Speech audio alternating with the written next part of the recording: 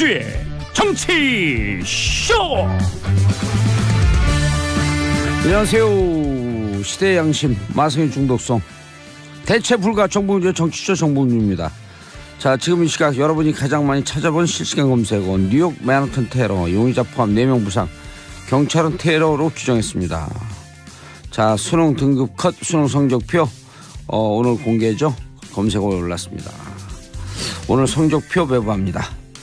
자, 그리고 최강 한파, 서울 첫 한파주의보, 그리고 또 많이 찾아본 우병우 영장 세 번째 구속영장 청구. 자, 이 중에 봉도사가 찾아본 봉도사가 고른 오늘의 실시간 검색어는 우병우 구속영장 청구입니다. 국민에게 스트레스를 줄 거냐? 법원 정신 차릴 거냐? 정신 차리세요.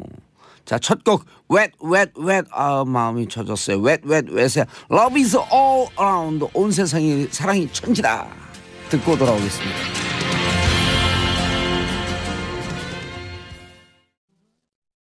정봉주의 정치쇼 1부 뉴스 브리핑. 자, 하호영 한겨레 기자 자리하셨습니다. 안녕하세요. 한겨레 21 하호영 기자입니다. 예. 이걸 뭘 하겠다고 저한테 이렇게 좀 줬어야 되는데. 여기 좋구나. 예. 첫 번째 뉴스가 뭐예요, 근데? 다스 얘기부터 한번 할까요? 예. 네. MB는 예. 법정에 설 수 있을까라는 질문을 던지면서 한번 시작해 보겠습니다. 왜 그런 질문을 던져요? 지금 다스와 관련된 의혹들이 제기된 지 벌써 몇 년입니까? 예. 겨우 검찰에서 수사를 본격적으로 시작하겠다라는 이야기들이 이제 흘러나오기 시작했습니다. 본격적으로 수사 시작 안 했어요. 죄송합니다. 수사 시작 아직 안 했습니다. 예. 야. 다스 비자금 의혹과 관련돼서요. 이명박 전 대통령하고 정호영 전 BBK 특별검사 고발 사건을 현재 검찰이 수사 중이긴 한데요. 이 내용을 인지수사부서에 사건을 재배당해서 본격 수사를 할 방침이라는 겁니다. 지금까지는 뭘 본격 수사요 이제. 이제 본격 수사한다는 거예요. 지금 MB에 다스 얘기가 나온 지가 언제인데 주진우 기자가 이거 쓴 지가 언제인데요 지금. 그렇죠. 2달 아니에요 2달. 무슨 본격 수사야. 본격 수사를 지금이라도 해야죠. 본격 지금이라도. 수사. 무슨 본격 수사에 마지못해 수사지. 그런가요? 마지못해 수사하지만 그래도 열심히 좀 하라고. 이거 한겨레 기사예요? 본격 수사한다고? 지금이라도 다행이죠. 본격 그렇죠. 수사하면. 예, 지금이라도 다행입니다. 예. 몇 가지 쟁점이 좀 있어요. 쟁점 정리. 네, BBK 특검법의 수사 범위에 다스 비자금이 포함되어 있는지 여부. 그러니까 당시에 이건 당연히 이제 포함됐다라는 거고요. 그리고 포함됐어요? 가장 핵심적인 것인데 다스의 운영권자 누구냐.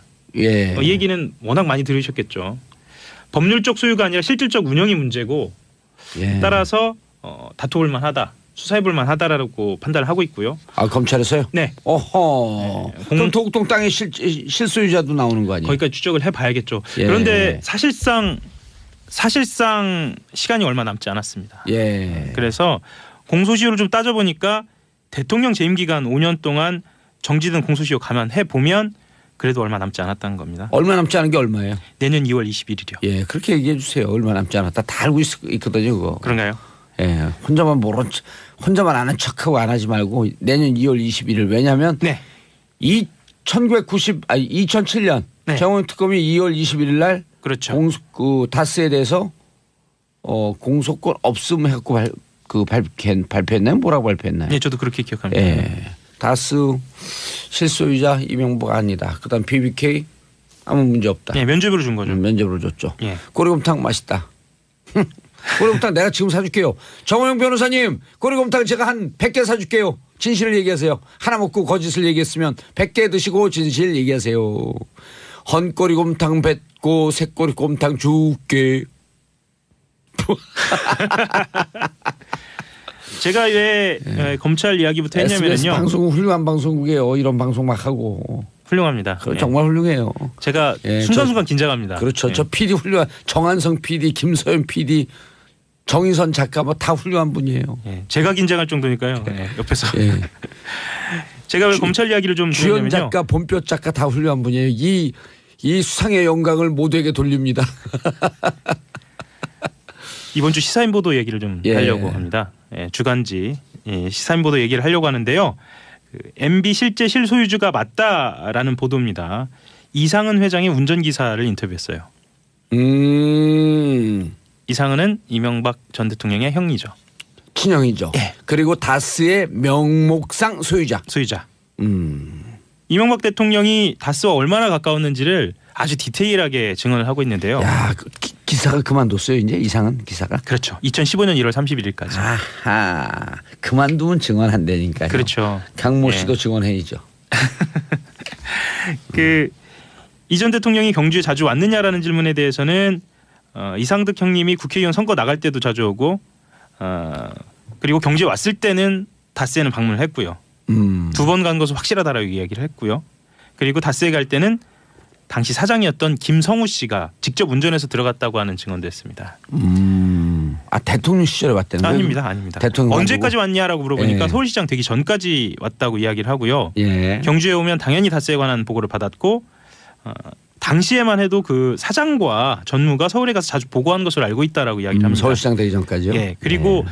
온 것은 서울시장 되기 전까지인데 다스에 관한 보고는 대통령 되고 나서도 받은 것으로 알고 있다라고. 2011년 다스 140억 받을 때 그 전에 계속 2010년도에 회의를 했다는 거 아닙니까? 그리고 빨리빨리 진행되지 않으면 막 불같이 화를 냈고 라고 주준우 기자가 썼죠. 맞습니다.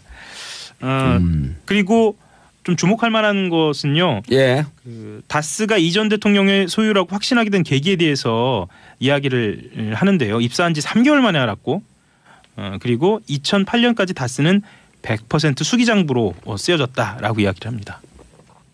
수기장부라고 하는 것은 전선하지 않았다. 그렇죠. 기록 남기지 않았다. 예. 그리고 이상은 회장이 당시 김성우 사장에게 요즘도 동생이 돈 가져가냐라고 묻기도 했다라고 이 운전사가 증언을 하고 있습니다. 어허. 예. 놀라운 얘기가 계속 쏟아지는데요. 예. 실소유주와 관련된 증언들이 계속 나오고 있는데요. 예. JTBC 얘기도 좀 더 해야 할 것 같아요. 예. 오늘 다스 얘기로 쫙 가네요, 그냥. 그럴까요? 2부 3부에 다스 얘기 없나 보죠?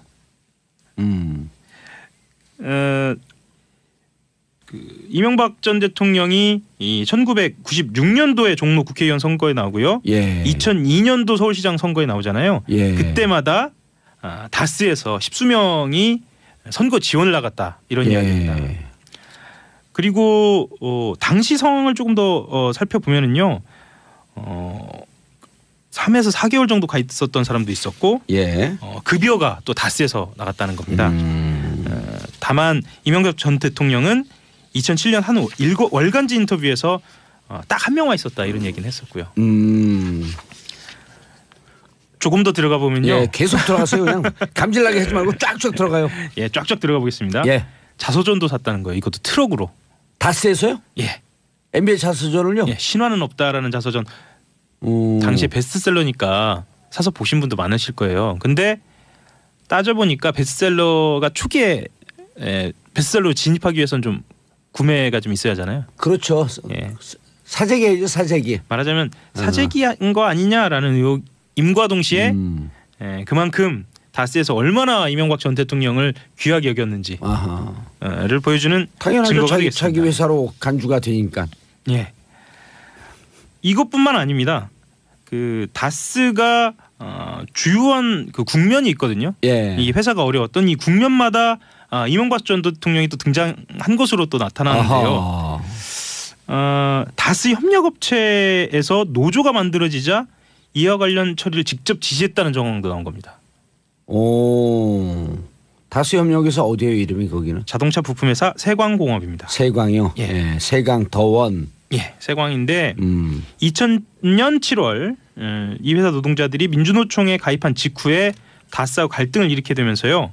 다스 측에서는 세광의 핵심 설비를 모두 회수해서 결국 회사가 문을 닫게 됐는데요. 아, 그래서 이때 결정 과정이. 예, 그래서 그게 더원으로 넘어갔다라고 하는 얘기가 그때 나온 거네요. 예. 예.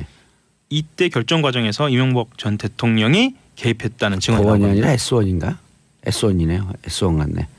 자회사 중에 몰아주고 있는데. 예. 아, 이름 기억이 안 자회사 나요. 저도 그 자회사 이름까지 정확하게 자회사가 지금 4개인데 기억이 그중에 하나로 예. 몰아주고 있고 그 하나의 지분을 이시영 씨 그러니까 75%를 갖고 있다. S1일 거예요 아마. 예, 그건 제가 다음 시간에 꼭 예. 확인을 해보겠습니다. 제가 확인해 줬잖아요. 금방 S1. 예, 경주에 있는 다스 본사까지 내려왔어요 이때요. 이명박 전 대통령이. 그래서 임원들을 모아서 회의를 직접 주재했고 2007년도에요? 예, 대통령 선거 와중인데 2000년입니다. 2000년. 2007년이요. 아닙니다. 2000년에 그랬다는 겁니다. 2000년에? 아. 예, 예, 2000년. 아까 시사인에서 보도한 그 운전기사의 증언하고 이 부분도 일치해요. 그러네요. 예, 서울시장 되기 서울시장 전까지. 되기 전까지는 왔었고 네. 서울시장 되고 난 다음에 대통령 되고 난 다음에는 계속 보고를 받았다. 네. 아하. 그리하여 이 세광이라는 업체는 결국 폐쇄됐습니다. 폐쇄했어요. 4개 그 예. 협력 협차 중에 세강이 폐쇄가 됐고 네. S1하고 아마 주소지가 같을 겁니다. 그래서 예. 실소유주가 누구냐라는 것에 대해서 검찰이 주목하고 있는데 예. 하루만 해도 어제 하루만 해도 이렇게 많은 실소유주와 관련된 간접 증거들이 많이 쏟아졌다 이 말씀 드리려고 중앙지검 준비했습니다. 산하에서 하는 거죠. 몇 차장 산하인가요 여기는? 아직 그 재배정 예, 재배당 되지는 않고요. 만약에 재배당을 하면 특수부에서 재배당을 받을 것으로 그렇게 보입니다. 근데 문제는 그때 당시에 BBK 수사했던 특수부 팀들, 예, 그 팀들이 지금 다 검찰 내에 요직에 있어요. 요직에 있죠. 예, 그분들 속거래를 각오하지 않으면 안 되고요. 그리고 중앙지검 윤석열 지검장님, 그리고 중앙지검 검사 1차장, 2차장, 3차장 한동훈 차장님이죠. 차장님들. 기자들이 이렇게 달리는데 못들 하고 계세요? 수사하기 싫은 건가요? 못하고 있는 건가요? 안 하고 있는 건가요? 기자들은 날라다녀. 하호영, 주진우 날라다녀요. 그런데 뭐 하고 있지 검찰은? 낮은 포복이에요? 물밑에서 열심히 하고 있는 것으로 좀 얘기를 저도 말씀을 드리고 싶은데 예. 요즘은 좀 그런 것 같지는 않네요. 요즘 물 밑에서 열심히 하다가 이제 물 위에서 열심히 하네요. 열심히 해야죠. 기자들이 이렇게 열심히 기사 쓰는데. 온 국민이 궁금하잖아요. 다스에 대해서.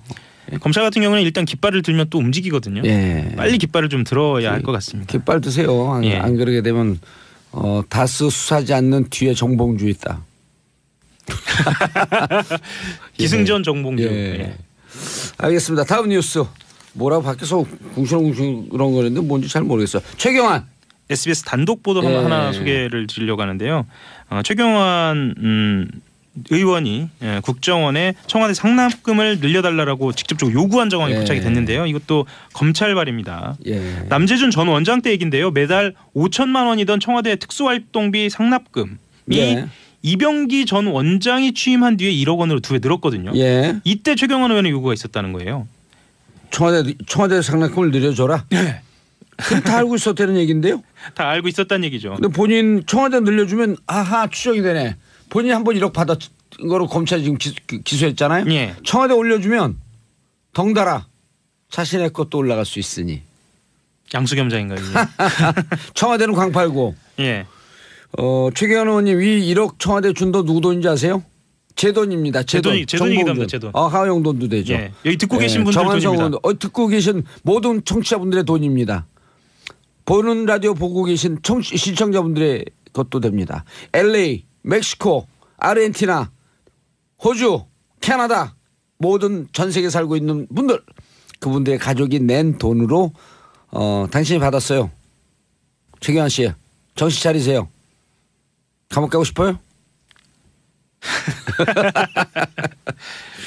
자, 그래서 구속영장 청구했고요. 예. 어떻게 될 거라 보세요? 불체포 특권을 갖고 있는 현역 의원이죠. 그래서 예. 영장 심사가 열리려면 체포 동의안이 국회에서 통과돼야 합니다. 예. 이건 홍준표 대표가 또 어떻게 판단하냐고도 좀 관련이 돼 있을 것 같아요. 그렇죠. 예. 이거 체포한 그리고 지금 임시국회가 열렸기 때문에 네. 최경환 소식은 잠시 후에 언니 뉴스에서도 달아요. 그렇죠. 또 언니들이 최경환 싫어해요. 그런가요? 그러면 왜 그러냐 우리 돈 다 훔쳐갔으니까. 그것도 서로 우리 보이니까. 돈이죠. 그렇죠. 그러면. 예. 자 다음 뉴스. 다음 뉴스 트럼프 한번 갈까요? 트럼프 한번 할까요? 예. 트럼프의 일상이 공개됐어요. 성추행 주문. 성추행 주문부터 할까요? 예. 성추행 주문부터 말씀을 좀 드리면은요. 시간이 별로 없어요. 시간이 없군요. 예. 성폭력 피해 고발 운동인 미투의 파장이 도널드 트럼프 미국 대통령까지 왔는데요.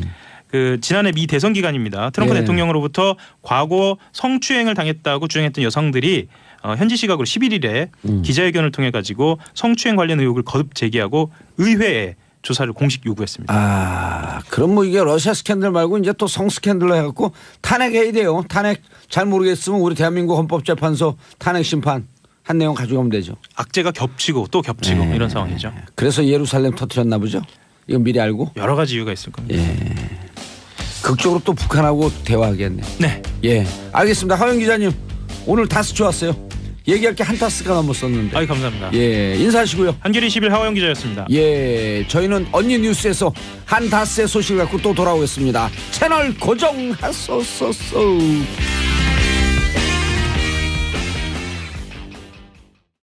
정봉재 정치쇼 몇 부죠? 2부 시작했습니다. 여봐요. 모르잖아요. 2부 시작했습니다. 2부 순서 들어가겠습니다. 저 비웃은 거 아니었죠? 아닙니다. 소개도 안 했는데 어떻게 비웃습니까? 아 그래요? 비웃으면 그냥 얼른 문 열고 나가시라 그랬더니 자 언니 뉴스 추우신데 어떻게 오셨어요? 안녕하세요. 낚였어요. 소개하기 전에 들어오지 말라 그랬죠. 자 최민희 의원님 방금 남자 목소리가 나왔어요. 안녕하세요. 최민희 의원님 자리하셨습니다. 안녕하세요. 네. 감기 걸렸어요? 그러니까 목소리가 섹시해졌어요. 감기 걸렸고? 네. 오 혼자만의 생각? 아 진짜 뭔가 어투도. 아 저도 감기 걸렸어요. 전 요게 맥시멈으로 온 감기예요. 근데 봉도사님이 감기 걸리면 목소리가 방정 맞아지고 의원님이 걸리면 목소리가 부드러워지네요. 근데 뭐 방정 맞아졌어요? 지금 억지로 내서 그래요. 힘이 들어갖고. 네. 소개도 안 받으셨는데 지적하시네요. 다 낚였어요. 자 양지열 언니 변호사. 안녕하세요. 양재입니다. 예. 자. 반론을 제기하기도 힘들어요. 아니, 이제. 심지어 그 기분이 언니 안 변호사는 김어준도 언니라고 하던데. 왜 다른 방송 진행 카라 작가시 접혔어요. 옷이나 펴고 얘기하세요. 고란사의 중앙일보.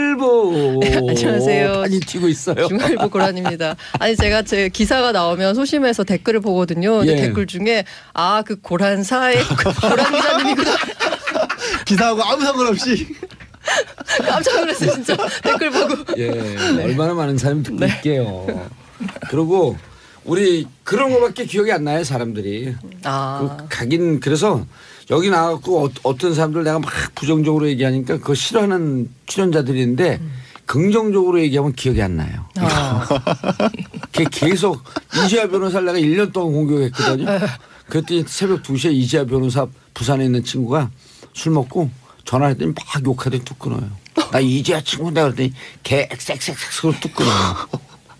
근데 그래서 이재하 변호사한테 물어봤어요. 누구냐 그랬더니 30년 전에 만나고 못 만난 친구. 친구를 찾아주셨네요. 30년 이상가족 상봉을. 자, 첫 번째 뉴스 누구예요? 순서가? 제가 진행하겠습니다. 예, 최민희 의원님, 최경환 의원 태포동의안이래. 체포동의안. 공이 국회로 넘어왔다. 그럼 국회에서 축구하는 거예요 이제? 공이 넘어왔다. 네, 이제 국회에 체포 동의안이 넘어오면요. 아유 가련해 죽겠어. 본회의 가련사의 최민희야.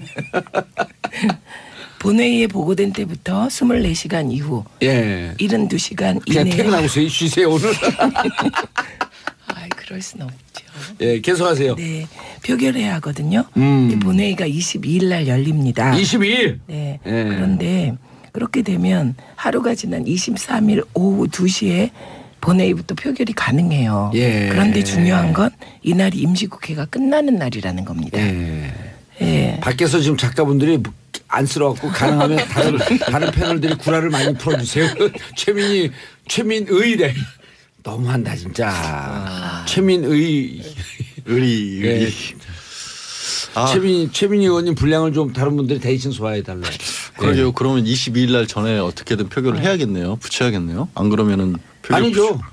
22일 날 열리니까. 열리니까. 네. 그러니까 이제 그 시민 여러분께서는 임시국회가 뭐 며칠부터 며칠 11일부터 23일 열린다 그럼 본회의가 매일 열리는 줄 아세요. 근데 그렇지가 않다는 거예요. 저는 국회는 해봐도 매일 열리는 줄 알아요. 그렇죠. 그런데 본회의는 여야가 합의된 날짜에만 열립니다. 합의된 날짜 22일에? 네. 아하. 그럼 20일 지금 회기 중이니까 네. 최경환 의원을 현직 의원님으로 체포하려면 체포 동의안이 통과해야 된다. 네. 과반수 출석과 과반수 찬성. 이건 뭐 떼놓은 당사 아니에요, 그럼? 홍준표 자유한국당 대표가 제일 먼저 보내고 싶어 할 텐데. 그럼 너무 쉽게 통과가 될 것 같은데. 그럼요. 그때 아니 그 통과되라는 데는 민주당이 다 반대표 던져보지 한번. 그래도 통과될 거예요? 무슨 말씀이세요? 그래도 통과돼요. 설마요. 그래요? 근데 이제 설마 일부러 사람다고요? 이러시는 거고요. 네. 지금 자유한국당은 굉장히 속내가 복잡하실 겁니다. 예, 이 본회의에 전원이 참석해서 반대했을 경우 후폭풍이 두렵잖아요. 그렇죠. 참석해갖고 찬성하면 또 대구 가면 돌 맞을 것 같고. 그렇죠. 그리고 이제 본회의에 참석을 안 하자니 방탄국회 논란이 예. 다시 일 것 같잖아요. 그렇죠. 그래서 세비 깎자. 세비 2.7% 올리고 본회의도 안 나오냐. 그럼 다른 사람들은 잘 몰라도 우리가 계속 얘기할 건데. 그렇죠. 무노동 무임금을 주장해야죠. 아니 네. 그래서 저는 이 뉴스를 보면서 드는 생각이 이 국회의원들한테 면책 특권을 준 게 예. 불체포 특권인가요? 뭐 이걸 네. 준 게 그 군사 독재 시절에 뭔가 국회 안에서만이라도 뭔가 발언을 제대로 해라라는 의미에서 준 거잖아요. 근데 지금 보면 이 면책 특권이나 불체포 특권이 뭔가 국회의원들이 불법을 저지른 국회의원들이 빠져나가는 수단처럼 이용하는 듯한 느낌을 받아요. 그런 이제 받은 게 지적도 아니라 많이 그 하시죠. 40년 전부터 받았어요. 그래서 네. 국회도 그렇고 검찰도 그렇고 경찰도 그렇고 안기부도 그렇고 단점이 있어요. 우리나라 개혁의 단점은. 개혁 당사자가 개혁을 네. 추진해야 된다는 거예요. 네. 아무도 안 해요. 예를 들어 우리 정봉주 정치적 개혁하자. 그럼 우리가 개혁하는 게 아니라 청취자분들이 개혁에 칼을 드는 거거든요. 네. 근데 국회 이런 데만 안 그래. 자기들이 해야 되는 거야. 그래서 저는 이번 기회에 이 국회의원의 면책 특권에 대해서 다시 한번 생각해보는 계기를 마련했으면 어떨까 국회의원들이 싶은데. 항상 국회 바꾸겠다고 하면서 꺼내드는 다시 여러 가지 한번 카드 생각해볼 중에 계기를 하나가 만들어 그거예요. 없애버리면 되죠. 어차피 안 돼요. 네, 어차피 안 근데 돼요. 의미도 있긴 해요. 네. 여전히 그러니까 자칫 잘못하면 검찰이나 이런 경찰에서 힘이 너무 세졌을 네. 경우에 국회가 위축될 수는 있거든요. 항상 네. 그 분사 정권만이 아니더라도 잘못될 수는 있기 때문에 사정기관에 사정기관에 의해서 때 그러니까 정부의 견제를 받지 않는 부분은 네. 남겨둬야 되긴 하는데 목소리 남자 목소리도 좀 이렇게 똑똑할까? 목소리 지난번 근데 예산안 통과될 때랑 모양이 비슷해지지 않을까요? 어차피 국민의당도 네. 적폐 청산에는 기본적으로 원칙적으로 동의하고 있잖아요. 아 그럼 최경환 의원이 적폐가 된 거예요? 지금 수사에서는 느닷없이 낚였어. 아니 어제 새롭게 나온 뉴스가 최경환 의원이 돈을 1억 원을 받은 거가 문제가 아니라 5천만 원 주던 걸 1억으로 올렸고 박 전 대통령이 돈을 받아야 된다는 것도 최경환 의원이 나서서 받게 해줬다는 거 아니에요? 챙겨줬다는 그게 거 아니에요? 어제 보도 나온 거는 사람이 몰라요. 오늘 일부에서 하영 기자가 얘기했어요. 어제 SBS 단독이었습니다. SBS 단독이라는 것도 밝혔어요. 네 죄송합니다. 왜 뭔가 얘기를 해놓고 이렇게 잘못한 것처럼 사과를 하고 있죠 제가? 그런데요. 면책 특권이나 불체포 특권이 네. 필요할 때도 있는 게 BBK 사건 같은 거. 예. 그러니까 필요할 때도 있지만 뭔가 지금과 같이 이렇게 뭐 긍정적인 측면이 있고 부정적인 측면이 있으면 이걸 어떻게 좀 잘 조율을 해가지고 아니요. 근데 이거 면책 특권 있어도 네. 이렇게 그 체포 동의안 넘어왔을 때 국회의원들이 클리어하게 아주 깔끔하게 참석해갖고 찬성표 던지면 되는 거예요. 결국 법이 문제가 아니라 운영의 문제다라는 맞아요. 얘기인 거예요. 최근에는 그 체포 동의안 가지고 방탄도 국회라고 할 정도까지 잘 운영을 못해요. 못했어요. 국회의원들도 돌맞기 때문에 너무나 안 돼, 그 이제. 표가 드러나기 때문에 네. 그리고 그렇게 한 게 예전에는 정말 그 매체의 발전이 굉장히 중요하다고 하는 게 예전에는 그러거나 말거나 그 신문에 방탄 국회하고 막 신문 기자분들이 막 그 사설로 뭐 비판하고 이런 정도에 끝났는데 이제는 중계 방송이 돼 버리잖아요. 방탄 국회 하면. 그렇죠. 또 모든 사람들이 거기 그 표결한 거 사진 찍어갖고 SNS 다 돌리니까 5천만이 기자예요. 이게요. 이거 해결할 길이 있어요. 오. 이게 비공개 투표예요. 맞아요. 이거 비공개 투표. 이거 비공개예요? 투표를 하면 된다. 그렇죠. 지금 뭐 이렇게 인사관에 아니 인사에 관해서는 네. 비공개예요. 예. 그런데 그래서 대법원장 무슨 임명 네. 임명 동의안 이런 등등 다 비공개예요. 그런데 비공개인데 우리 국민은 비공개 권한을 위임한 적이 없어요. 그건 국회 오늘 방청객이 반응이 좋으시네. 네. 아주 괜찮은 방법 같은데요. 그래서 이거 공개해버리면 돼요. 네. 모든 표결은 공개거든요. 근데 인사와 관련된. 근데 이건 인사가 아니라 사실 어찌 보면 불체포 특권의 남용이거든. 그렇죠. 아니, 공개하자 이름을 하자. 예. 저기 지난번에 자유한국당 홍준표 대표도 어쨌든 최경환 서청원 의원에 대해서 인위적으로 청산을 안 하더라도 예. 자연 소멸할 것이라고 본인의 63세 생일날 밝히셨잖아요. 본인의 63세 생일날. 예. 관훈 토론이 그날 열렸거든요. 그래서 63세 생일이라 그러지 뭐. 이제. 생일이네. 그런데도 밝혔거든요. 방탄특검법도 하셨잖아요. 그래요. 맞아요. 맞아. 이중적이에요. 이중대예요. 아니 그런데 저는 BBK 때 국회에서 주장했으면 감옥 안 갔어요. 그때 왜 그랬어요? 저는 이 기자회견 어디 가서 한지 아세요? 검찰청. 당신들 앞마당 가서 싸우마. 그래서 바로 약간 그러니까 괘씸죄까지 찍힌 거. 아니 그러니까 최재경 그때 그 중수부장이 가급적 국회에서 기자회견 하시죠. 여기는 우리 땅이니까. 멋있어요. 예. 국회에서 가결돼도 영장 실질 심사는 받게 되는 거죠, 변호사님? 이거는 왜냐하면 이렇게 개인으로서 국민의 한 사람으로서 받는 권리이기 때문에 판사 앞에서 직접적으로 내가 구속이 될지 말지를 소명할 수 있는 절차지 않습니까? 예. 국회에서 절차하고 상관없이 받는 거죠. 근데 영장 실질 심사 받으면 예. 세 가지 이유 아니에요. 도주 우려, 증거인멸, 도주 증거인멸, 사안의 중대성. 예. 그런데 이미 몇 번 안 나오려고 그랬기 때문에 도주 우려가 있잖아요. 근데 도주 우려를 실질적으로 따지는 게 예. 사실은 사안의 중대성을 가지고 따지거든요. 그러니까 주거 부정이라는 게 하나 더 들어가는데 국회의원이 주거 부정일 리는 없으시잖아요. 그리고 증거인멸 같은 경우도 사실은 여태까지 그 이미 국정원 자료가 다 나와 있기 때문에 검찰로서 이거를 사유로 들기는 어려울 거예요. 근데 결국 사안의 중대성인데 이게 다른 것도 아니라 전직 대통령이 지금 구속돼 있는 사안과 직결돼 있는 거잖아요. 더군다나 그렇죠. 이제 새롭게 나온 혐의고 예. 기존의 미르나 K 같이 제3자 뇌물죄도 아니고 대통령이 직접 돈을 받아 직접 뇌물 수수죄에 그에다가 이 분이 지금 되어 있고. 교사를 한 것처럼 될 수 있거든요. 지금 부추겼다는 거 아니에요? 검찰이 봤었을 때는. 그러면 SBS 단독. 예, 뭐 SBS와 JTBC 두 군데가 다 단독이라고 어제 주장을 해서 어느 쪽 단독인지 잘 모르겠어요. 단독.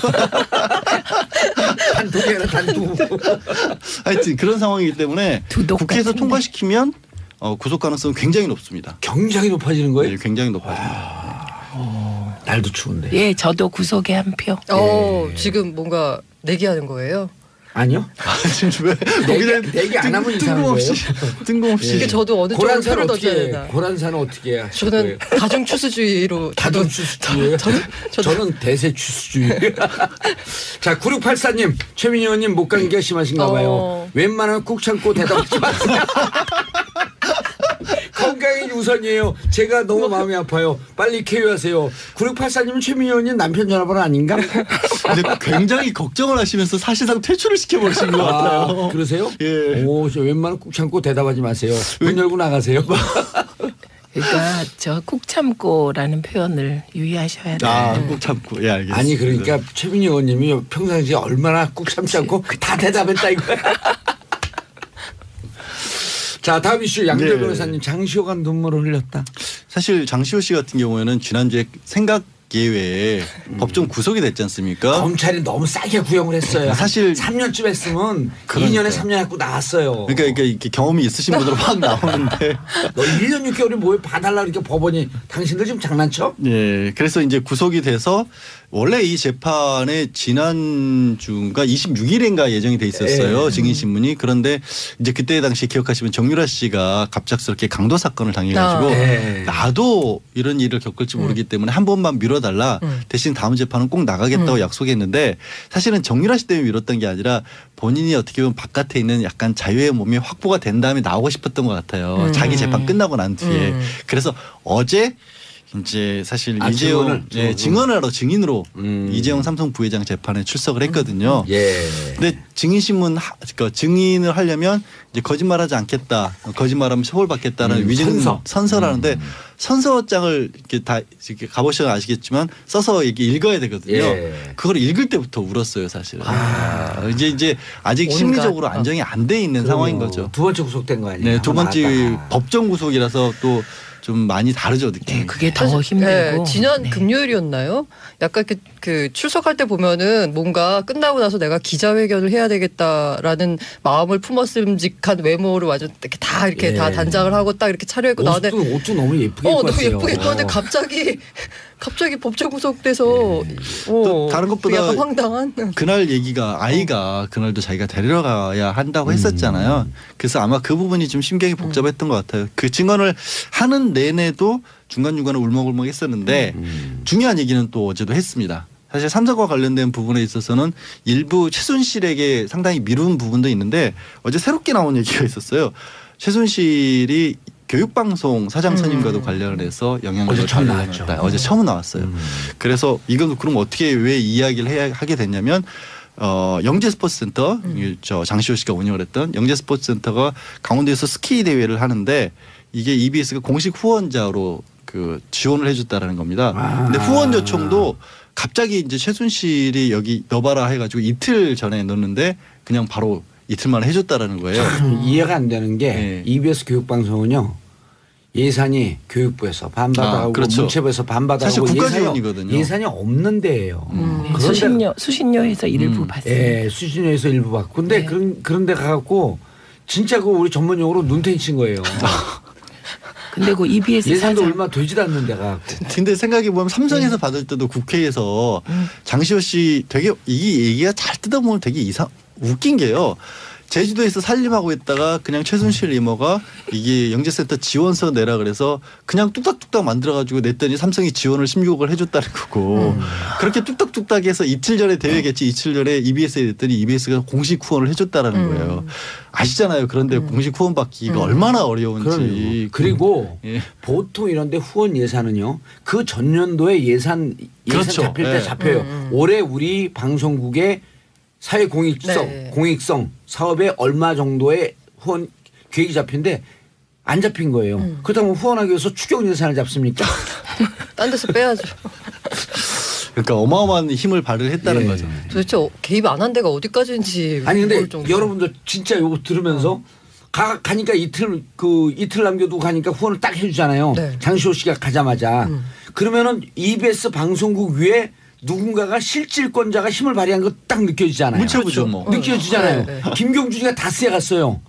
가자마자 190억을 30분 만에 줘. 190억을. 190억을 190원도 투자 아니고. 결정. 그래서 그때는 30억인가 50억을 현찰을 받아요 직접 은행으로. 그러면은 다스 위에 누군가 실소유자가 따로 있는 거 아니에요? 그렇죠. 그 누굴까? 성명불상의 실소유주죠. 법률 용어인데 성명불상자. 그러니까 성은 이요 이름은 MB. 여기서 MB는 뭐 메가바이트인가요? 그렇죠 메가바이트. 네. 근데요, 아이, 예. 제가 안 끼어들라 그랬는데 네. 그 EBS 전 사장의 경우는 네. 이제 공식적으로 이런 이제 최순실의 인맥으로 이제 됐다 그 얘기가 법정에서 나오기 전에 스스로 그만뒀어요. 그래서 가장 먼저 그만둔 공영방송 사장이 바뀌었어요. 이번에 최근에 좀 공교체 네, 과정에서요. 네, 바뀌었습니다. 그래도 빨리 뭐 철신을 잘 하신 건가요? 그런 케이스가 된 최민희 거니까. 의원님께서 잘 아시잖아요. 그 부분은. 예전에 최영만 사장이 EBS 사장했었죠. 네. 우리 그 대학교 동창인데. 청와대 춘추관 출신이었거든요. 춘추관장. 하여튼 근데 아까 이제 검찰에 대해서 비난을 하셨는데 비난이보다 좀 너무 약하게 구형했다라고 했는데 네. 비난한 거 아니에요? 네, 하여튼 검찰 작전 실수. 작전 실수. 검찰이 좀 많이 미안했던 모양이에요. 예.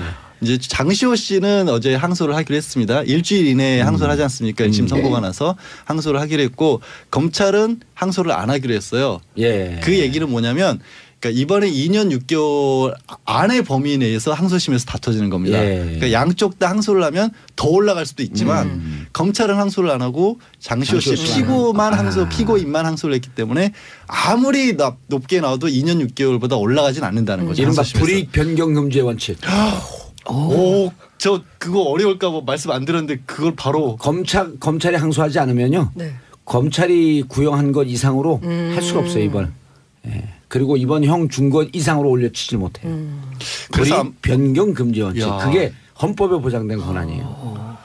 근데요 또 한 가지 변호사 거의 준 변호사시네. 변호사님 예. 최가 아니라 권영만 권영만. 누구요? 아, 아까 EBS. 정정하시네. 아 EBS 성 바꿨어요 그 사람. 예. 최영만은 만화가 했었네.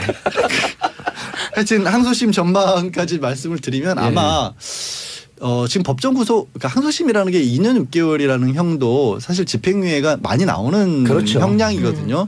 항소심 가서 2, 3개월 정도 시간을 끌면 이미 6개월 정도 구속이 됐었고 한 3개월 정도 추가 구속이 되면 대개 이제 3분의 1 정도의 형량을 마치면 집행유예를 많이 해주는 경향이 있어요. 근데 여기서 2년 6개월을 유지하면서 집행유예가 아니라 2년에 3년. 뭐 보통 이렇게 그럴 칠 가능성이 가능성이 많이 있죠. 네. 그러면 2년에 3년이면 사실 2년이면 실제로 반은 9개월 사는 정도 거거든. 하면 거의 절반 가까이 형을 산 거라서 그런 경우에는 뭐 판결문에 피고인이 실제로 많은 뭐 집행을 했고 반성하고 있고 반성하고 뉘우치고 있으며. 그럴 경우 가능성이 높아졌다라는 거죠. 검찰이 항소를 안 했으니까.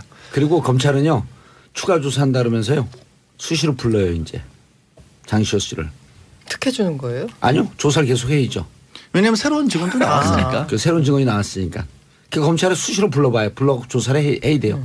검찰이 바쁘더라도 이런 건 조사 계속 해줘야 돼요. 우리가 검찰에 대해서 너무 많은 걸 알고 있어. 두 손을 모으고 기도하고 있어요. 여기까지. 추운데 또 왔다 갔다 검찰 왔다 갔다 하면 너무 힘들어요. 그래도 철저히 조사 위해서 불러줘야 돼요. 있는 것보다 나오시는 게 낫지 않으세요? 아니, 철저히 철저히 조사를 위해서. 계속 불러줘야 돼요. 봉도사님은 저기 조사를 안 받으셨잖아요. 예, 아예. 저는 조사를 안 받아요. 조사할 필요가 면회도 없었나? 많이 안 예. 받으시고. 예, 알겠습니다. 박대성은 난리가 났어요. 빨리 끝내라고. 자, 광고 듣고 3부 돌아오겠습니다. 채널 고정하소서.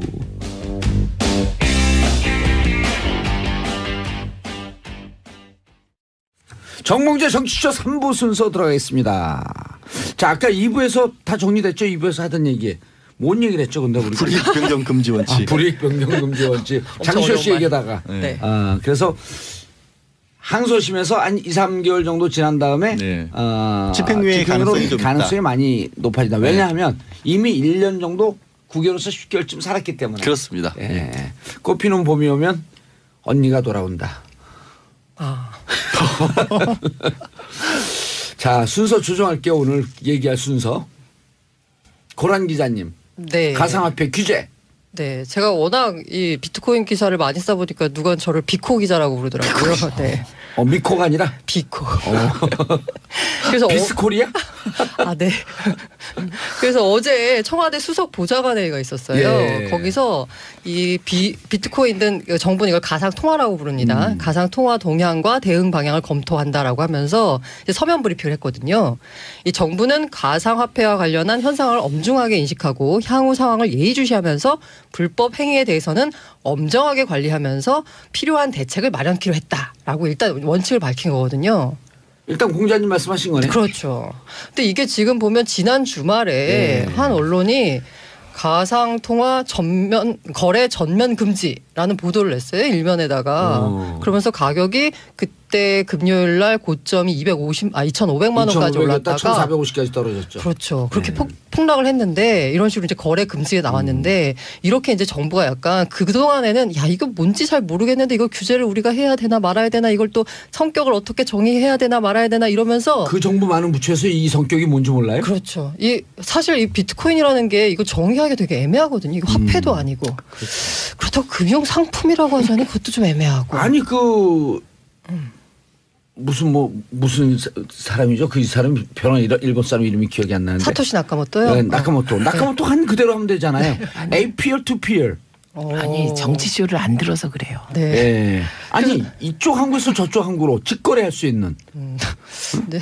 뭐 아무튼 이제 정부에서는 입장을 이게 정하기가 되게 애매해서 사실 이걸 어디서 관할해야 되는지 주무부처도 없었던 상황이었고 그래서 일단은 가상통화 대책 대응 TF가 구성이 됐는데 여기 주무부처가 금융위원회였어요. 왜냐하면 예. 이게 이제 일단 이름이 가상통화, 가상화폐 이러니까 뭔가 화폐 통화 이러니까 뭔가 금융이 관련돼야 된다라고 생각해서 금융위원회가 관할을 하다가 이낙연 국무총리가 지난달 말에 가상통화가 이제 투기화되고 있는 현실이 벌어지고 있습니다. 청년들 학생들이 빠른 시간에 돈을 벌려고 가상통화에 달려든다든가 마약 거래 같은 범죄나 다단계 같은 사기 범죄에 이용되는 경우도 있다고 합니다.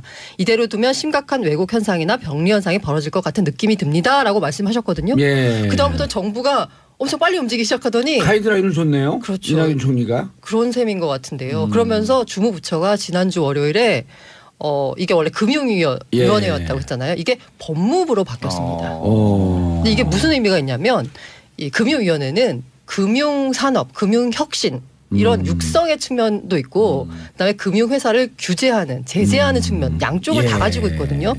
그래서 이거를 가격에 규제하자니 이쪽 혁신이 조금 약간 걸리고 혁신을 장려하자니 자꾸 투기판이 되는 것 같고 그래서 이러지도 저러지도 못한 입장을 하면서 외국 사례를 보면서 연구하고 있다라는 수준의 입장이었는데 법무부로 넘어가면서 법무부는 산업 육성 이게 필요 없거든요. 그렇죠. 규제죠. 무조건 규제, 처벌 이거죠. 그러니까 무조건 한다기보다 법무부가 할 수 있는 영역이 네. 그렇잖아요. 사실은 거기서 일어나는 부작용들에 아무래도 집중을 하는 게 법무부의 일이 네, 본연의 맞아요. 업무니까. 아니 이거는요 간단히 가이드라인 주면 돼요 우리가. 2015년에 독일에서 결제 수단을 인정을 했거든요. 2015년에. 그런가요? 예. 지금 그거는 잘 모르겠는데요. 인정까지 공식 됐나요? 지급 결제 수단으로 공식 인정한 건 지급 결제 일본밖에 없습니다. 일본 올 4월. 네, 예, 스위스도 인정했어요. 그게 아마 공식 지급 결제 수단은 아닐 거예요. 예. 그냥 그거 서비스하는 업체를 영업을 허용하는 거지. 그랬어요. 예, 그러면은 자, 그 독일이 어떻게 했는지, 스위스가 어떻게 했는지, 일본이 어떻게 했는지, 어제 시카고 선물 시장과 뉴욕 선물 시장에 왜 올라갔는지, 미국은 어떻게 하는지. 아니 미국 좋아하는 사람들 아니에요. 미국 하는 대로 하면 되는 거예요. 그래서 문제는 독일이나 일본 같은데 그게 실제로 가능한 이유 중에 하나가 거기는 그 시장 거래가 완전하게 투명하게 이루어지고 있기 때문에 네. 금융에 비자금이라는 것도 없는 데거든요. 그러니까 근데 우리는 지금 문제 중에 하나가 애초에 비트코인이 비자금화? 많이 활성화되게 된 계기 중에 하나도 사실은 이게 실제 규제를 받지 않은 영역에서 대규모로 거래가 이루어질 수 있는 대체 수단이라는 것 때문에 가능하잖아요. 우리 현실에도 맞는 부분이 있거든요. 이게. 근데 우리는 이거를 그냥 해버리면 한때 우리 왜 그 무기능 채권 막 돌았던 것처럼 그런 식으로 돌 수 있다는 우려를 법무부에서 할 것 같아요. 아무튼 지금 이렇게 또 이낙연 국무총리의 말을 기점으로 해가지고 정부가 제일 우려하는 거는 지금 이게 사실 이 가상 통화 비트코인에 투자한다는 건 미래의 가치를 보고 투자하는 거거든요. 그렇죠. 이 비트코인 그리고 블록체인 기술. 그렇죠. 비트코인 기반하고 있는 블록체인 기술이 우리 생활을 어떻게 바꿀 것인가라는 그 미래에 대한 투자거든요. 4차 산업혁명에 대한 기대. 그렇죠. 그런데 지금 한국에서 벌어지고 있는 현실은 투기판이 되고 있습니다. 투기판이죠. 투기판이에요. 저는 가장 먼저 사실 비트코인 열풍을 보면서 걱정했던 그러니까 제 수준이 이게 뭐냐면 법이나 이런 거를 공부한 사람들은 아무래도 이런 쪽으로 관심이 갈 수밖에 없는 게 무슨 말씀 드리려면 저도 서초동에 있으면서 제안을 좀 어두운 제안을 받은 적이 있어요. 무슨 제안이냐면 돈 세탁 관련 제안을 받거든요. 특히 이렇게 불법 도박 사이트 같은 거 운영하는 그런 사람들은 돈을 엄청나게 떼돈을 보는데 이걸 현금화를 못 시키는 거예요. 이 사람들이 돈을 쓸 수 있는 데가 없어요. 국세청에 가서 5천만 원 이상만 금융거래 돼버리면 다 추적이 들어가니까 너 어디서 났어 이 돈 이렇게 나오니까 할 수 있는 데가 뭐 차도 대포차밖에 못하고 솔직히 고급 술집 가서밖에 못 쓰는 거예요. 아무도 추적 안 하는. 그걸 비트코인으로 돌려버리면 어떻게 되겠어요. 비트코인 들어갔다 나오는 순간 깨끗해지는 거예요 이게. 그래서 저도 그 걱정부터 들더라고요 사실은. 법무부에서도 아마 그런 걱정할 거예요. 법무부의 일단 기본 입장은 비트코인 이꼴 유사수신 다단계 사기 폰지 사기입니다. 그렇게 막아야 되는 아니 거예요. 그러니까 지금 양지열 변호사가 얘기한 거하고 또 그 포인트가 또 틀려요. 그렇죠. 그러니까 비트코인이나 이런 빗썸에 거래하고 있는 거래 흔적이 다 남잖아요. 10분마다 이렇게 블록화되기 때문에 블록체인이라고 하는 거거든요. 그럼 그 흔적이 다 남잖아. 거래 흔적만 정부가 알고 있으면 되는 거 아닌가? 근데 그것도 지금 말씀하신 건 비트코인 원래 거래소에서 이루어지는 거고 정부는 그 전에 투자를 하기 위해서 돈이 들어오는 것 그 단계에서 막겠다라는 거죠. 아니, 말씀하신 대로 그 아까 그건 어떻게 블록체인 막지? 블록에 거래 기록이 다 남거든요. 근데 거래 기록은 남는데 그 거래 기록을 누구로 특정할 수가 없어요. 이 거래를 한 사람이 봉도사인지 아니면 그렇죠. 변호사님인지 모르는 거예요. 그게 블록체인의 그 장점이니까. 그래서 일단 거래가 어떻게 진행되는지 거래를 다 추적할 수는 있어요. 하지만 그 최종 귀착지가 누가 되든지 알 수가 없거든요. 근데 이걸 알 수 있는 방법이 뭐냐면 거래소에서 현금화하면서는 드러나게 돼 있어요. 그러면 왜냐하면 이게 현금으로 이걸 매매한 다음에 네. 결국은 본인이 거래소에 그 등록된 이름 이외의 통장으로는 송금이 안 돼요. 근데 그게 예. 거기 플러스로 예. 조세회피처 같은데 예. 위롱회사 같은 걸 만든 다음에 그쪽으로 보낸 다음에 돌리면 그거 찾기가 더 어려워지. 한 번 두 번 아니 돌릴 그건 때마다. 이거 아니어도 그건 못 찾아요 원래. 이거 아니어도. 뭐 아무튼 이런 거래 이런 부정적인 거래 비트코인 쓰여서 규제를 해야 된다. 예. 해야 된다라고 이제 말하는 사람들이 보면 업계에서는 예. 야 그러면은 사실 부정한 수단에 제일 많이 쓰이는 건 현금이다 현찰이다 그럼 예. 현찰 거래 다 금지할래? 하는 이런 식의 뭐 근데 고란 기자는 너무 디펜스하는 쉴드 치는 것 같아요. 아니, 액수가 근데 커지니까. 극단적인 논리까지 고란 나오는데 기자님이 기사를 제일 많이 썼어요. 네. 근데 답답한 게 사실 일본이나 미국 이런 데서는 그 이것을 합법적으로 갈 수 있는 길을 열어주는 거거든. 네. 선물시장 같은 경우에서도. 그렇죠. 근데 우리는 길도 안 열어주고 몰면 풍선 효과처럼 빵 어딘가 터지거든. 그걸 염려하는 거예요. 일단은 그게 제가 생각하기에는 이 정부가 일단 입장이 있어야 될 것 같아요. 그냥 일본 같은 경우에는 이제 메이저 거래소들 메이저 국가주 가운데 가장 적극적인데요. 이걸 어떻게 해서 한번 우리 그 뭐 10년 잃어버린 10년, 20년 얘기하잖아요. 어떻게 하면 이 국가 경제 자체를 어떻게 개혁하고 발전시킬 수 있을지에 대해서 여기서 블록체인 기술에서 뭔가 기회를 살펴보면서 거래소 인가제를 실시를 했어요. 그래서 그 전 세계적으로 거래소가 인가를 받고 하는 데는 일본밖에 없거든요. 지금 우리는 그냥 그 자기들이 오픈하면 할 수 있는 거예요. 네, 우리는 구청에다 4만 5천 원 내고 통신 판매 사업자 등록만 하면 거래소 설립이 가능합니다. 예. 사실 이게 지금 얘기하다 보면 되게 황당한 게 비트코인이라고 하는 게 사실 그게 화폐라는 거 거래 수단이라는 걸 아예 생략하자는 거잖아요. 가장 본질은. 그러면서 그 실생활에 적용을 하면 굉장히 많은 것들이 되게 편해지는데 우리는 거꾸로 거기에 자꾸 돈이 몰리는 현상이 네. 아니 그러니까 있어요. 어제 제가 ICT 그 전문가 인터뷰를 했는데 그분도 전 세계는 앞으로 뛰고 있는데 우리는 뒤로 간다는 그러니까 아니 거꾸로 가는 거예요. 그래서 지금. 아까 다시 제 말을 이어가자면 그래서 일본은 가장 적극적이라고 볼 수 있고요. 예. 그다음에 그 정반대쪽에 있는 곳이 중국이에요. 중국은 1월 초에 그 비트코인 그 그래프를 보면은 사실 지금은 거의 우상향으로 보이는데 1월 달에 약간 급락한 적이 있었거든요.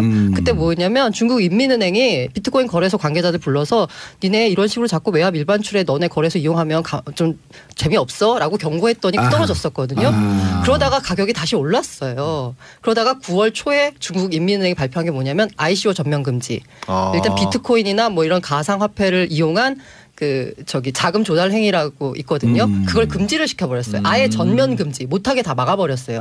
왜냐하면 그때 중국에서 펀딩을 했군요. 이 네, 비트코인을 그렇죠. 한다고. 중국에서 그런 엄청 사기 코인들이 엄청 나오면서 굉장히 사회적 문제가 되면서 아예 금지를 시켜버렸거든요. 그러고 나서 그 시장에 퍼진 게 뭐냐면 저러다가 중국이 아예 거래 금지시키는 거 아니야라고 했는데 실제로 9월 말에 중국이 비트코인 그러니까 거래소를 폐쇄를 시켰습니다. 근데 제가 말하는 폐쇄라고 하는 게 사실 거래소를 아예 거래를 못 하는 게 아니고요.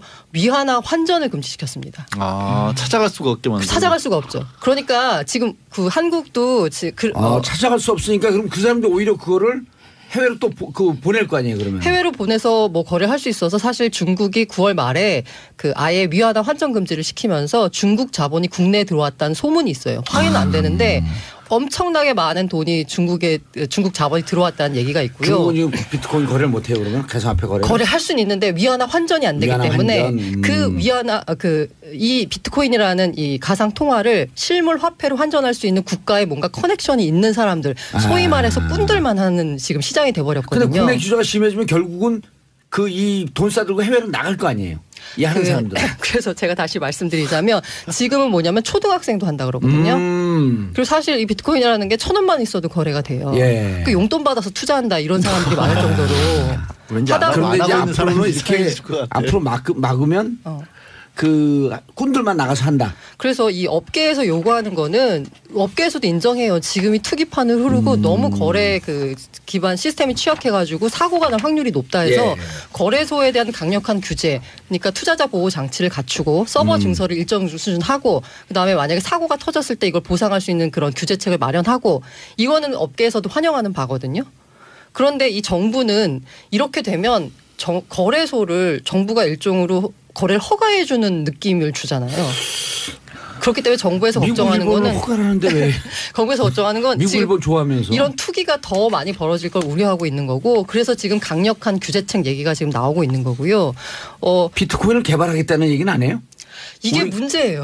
이게 가장 큰 문제가 다른 나라 뭐냐면 비트코인 개발하려고 난리가 났는데 한국 그 비트코인이라는 이 가상통화 그러니까 가상화폐. 암호화폐를 예. 보면 세 가지가 있어요. 채굴 개발 측면이 있고 채굴 측면이 있고 거래 측면이 있어요. 개발, 예. 채굴. 네, 거래가 있는데 사실 거래가 이 비트코인 개발이나 채굴이나 이 유동성을 공급하는 측면에서 상당히 중요한 한 축이긴 한데 우리나라 시장은 거래에만 치중돼 있어요. 사실은 개발, 채굴에도 신경을 써야 되는데 그렇죠. 특히 개발, 특히 개발이죠. 블록체인 기술의 발전. 네, 어제 최종국 금융위원장이 한 얘기가 도대체 비트코인이 창출하는 경제적 가치가 뭐냐? 1도 없다. 그래요? 지금으로서는 네. 그렇게 그런데 예. 기재부 장관은 또 달라요. 혁신적인 측면도 있다. 이렇게 아니 얘기해요. 그 부분도 약간 오해를 빚은 게 뭐냐면 이 김동연 경제부총리가 기획재정부 장관이 어제 말씀하신 게 뭐냐면 그 확대 경제장관 회의가 열린 뒤 기자들이 막 물어봤어요. 물어보니까 그 비트코인 규제와 관련된 취재 질문에 어떻게 답했냐면 금융이나 거래 측면에서 혁신적인 측면도 없지는 않다라고 답했어요. 근데 지금 뉴스를 보신 분들은 이 부분에만 집중하시는데 그 뒤에 무슨 얘기를 하셨냐면요. 그 앞에 이게 아니라 그 앞에 무슨 얘기를 했냐면 투자자 보호나 투자 과열과 관련해서 일부 규제 필요성이 제기되고 있다. 국내 투기 과열과 해외 동향 추세를 같이 검토하며 예의주시하고 있다. 그러니까 입장이 다 같은 거예요. 쉽게 말하면. 그러니까 뭔가 혁신 쪽에서 신경을 써야 되겠는데 너무 투기판으로 흐르는 게 우려된다는 거는 다 공유하고 있는 거고요. 그리고 아까 말씀하신 대로 이게 혁신 이거하고 연결되는 거 맞는데 틀어줘야 되지 않나? 개발 쪽이나 이런 채굴 쪽으로. 혁신은 맞는데 네. 그 사실 보면은 그 부가가치의 경제적 가치를 창출할 수 있는 가장 큰 부분은 개발이거든요. 개발이죠. 개발. 네. 그런데 한국에서 진행된 ICO가 지금 한 건인가 두 건밖에 없고요. 그나마도 뭐 별 그 국제적인 규모를 보자면 크지가 않고 그리고 그 ICO 된 코인들이 거래되고 있는 것도 별로 없고요. 질문이요. 네. 이더리움을 개발한 그 러시아 출신 예. 지금 폴란드가 헝가리 어디로 그 망명이 아니고 아버지가 러시아 출신인데 캐나다로 이민 가셨죠. 그랬어요. 근데 그 친구가 만들 때 네, 예. 이더리움 만들 때 19살이거든요. 백서를 낸 게 17세였어요. 예. 근데 이게 지금 개발한 사람들이 10대, 20대라는 거예요, 대부분이. 네, 예. 그래서 어제 그 ICT 전문가 뭐라 그러냐면 이들이 살아갈 미래에 기성세대 고춧가루 뿌리지 마라. 이게 사실 뭐 대부분 10대, 20대는 아니고요. 그 부텔이 약간 좀 특이한 케이스였는데 10대 때 개발한 거고 사토시 나카모토는 뭐 사람인지 집단인지 모르잖아요. 아무도 몰라요. 일본 사람인지도 모르고 지금 뭐 살아있는지 죽었는지 아니면 컴퓨터 프로그램인지 이것도 뭐 전혀 알 수가 없는데. AI인지도 모른다잖아요. 네. 아니 근데요 우리 고란 기자님도 이게 우리나라는 그 비트코인이 거래에만 집중하면서 네. 투기 열풍이라서 네, 문제라고 맞아요. 하셨잖아요. 네. 그러니까 정부는 그 투기 열풍에 대해서 답을 해야 되는 의무도 네. 있는 거죠. 그래서 답을 해야죠. 지금 이게 법무부로 부처가 이관하면서 법무부가 생각하는 거는 지금은 너도 나도 주부 학생 뭐 노인들 뭐 다 가릴 것 없이 다 투자하는 투기 열풍이 일고 있는데 뭔가 거래를 굉장히 어렵게 만들어서 소위 말하는 꾼들만 거기서 놀아라. 라는 식의 자꾸 꾼꾼한데 지금 상영되고 있는 영화 홍보해 주는 거 아니에요? 감독 홍보? 나고 있는 것 같습니다. 예. 어쨌든 전 세계적인 흐름과는 네. 좀 그 역행하고 있는 것만은 분명하죠. 네. 근데 그라운드 제로라고 하더라고요. 네. 우리나라. 근데 전 세계적인 흐름과 역행하고 있는 것도 맞는데 전 세계적인 흐름과 달리 우리나라가 지나치게 투기장화돼 가는 측면이 그러니까 있죠. GDP 대비로 전 세계에서 우리가 1.9%가 그런데 비트코인 거래량은 20%가 넘는데요. 네, 맞아요. 아니 그 가상화폐 거래량이 한 15%쯤 돼요. 그래서 일본이 50%, 혹시라도 중국이 사고가 나면 대한민국에서 날 가능성이 가장 높다라고 그러더라고요. 우리나라 사람들이 뭐 그것만 들걸 사교육도 들끓지. 화끈한 우리 성격 같아요. 마지막에 결국 긍정적으로 얘기하는 거네. 자, 칼부림한 남편이 집행유예 양 변호사님 별로냈어요? 아니요, 그건 아니에요. 뉴스에 뉴스에 나왔는데 예. 좀 어떻게 보면 이걸 그 표현이 그렇게 나는데 좀 자주 있다 아니면 이게 뭐 특별한 사건 같지 않은데 이게 왜 문제인가? 그러니까 이런 일이 아직도 이어진다는 게 좀 문제인 것 같은데. 발단은 이렇습니다. 30대 남편하고 아내하고 아이도 있는데 어린 아이가 있는데 이게 자꾸 시댁만 가자 그런다면서 아내가 왜 당신은 당신 생각만 하느냐 친정에는 안 가면서 이게 발단이 돼서 부부싸움을 했는데 그러니까 이제 고 기자도 웃잖아요. 너무 이게 흔한 일처럼. 근데 네. 이 남편이 굉장히 과도하게 나왔죠. 그걸 가지고 폭행을 시작을 해서 어머. 이제 아내가 폭행하면 안 되는데. 도망가니까 뭐 머리채 휘어잡고 끌고 들어오고 주방에서 흉기 가져오고 그다가 이제 결국 이제 부탄가스통 꺼내가지고 라이터로 불 붙여서 너 죽고 나 죽자 뭐 이런 식으로까지 간 거예요. 그동안 아이까지도 많이 누적이 돼 있었구나. 그러니까 누적이 된 건지 아니면 그 전에도 그런 일이 있었던 건지 는 모르겠는데 결국 그래서 이제 충동 조절 장애? 뭐 하여튼 그래서 보호관 그것도 받기로 했어요. 그래서 치료도 받기로 했는데 결론은 근데 굉장히 심했던 것으로 들리잖아요. 네. 근데 징역 10월에 집행유예 2년으로 끝났어요. 남편이요? 예, 그럼 나온 거잖아요. 나온 거죠. 바로 나온 건데 나온 길을 아내가 원했어요. 처벌을 원하지 않는데 가정을 지키고 싶다. 그래서 이제 이 기사를 놓고 말들이 많은 이유는 뭐냐면 과연 그 아내는 진정으로 원했을까 아니면 이게 다른 어떤 방법 아이도 어리고 경제력도 없는 상황이기 때문에 남편으로 나와야 된다고 생각했을까 아니면 두 번째로 법정에서 그런 판사가 이 아내 처벌하기를 원하냐고 물어봤을 때 아내가 거기서 네라고 처벌하기를 네 처벌해 주세요 이렇게 얘기하기 쉽지가 않았을까 이런 문제점들이 가정폭력과 관련해서는 여전히 유지가 되고 있는 게 아니냐라는 그런 말들이 많아요. 야 근데 나오는 게 진짜 이렇게 그냥 우리 나와서 부부가 좀 좋아지겠거니 했는데 이런 백그라운드에 다른 이유가 있으면 다큐에서 아니 그리고 과거에도 그 이런 식으로 해서 약간 그 수사기관이 아니면 뭐 법원이 약간 되게 약하게 형을 내려서 결과적으로 그 남편이 와서 부인한테 복수를 해가지고 뭐 살인 사건 난 경우도 있었잖아요. 그러니까 이 경우에 근데 너무 끔찍한 얘기를 하세요. 실제 있었던 일이니까. 고란사 왜 그러세요 오늘? 근데 판사들의 고민은요 뭐냐면 판사분들은 이게 비겁하게 들릴 수 있는데 이게 사건 기록이나 쭉 보면.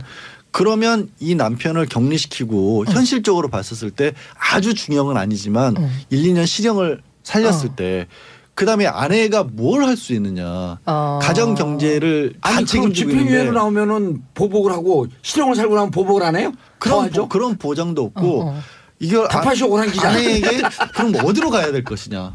이런 고민을 한다요 판사들은.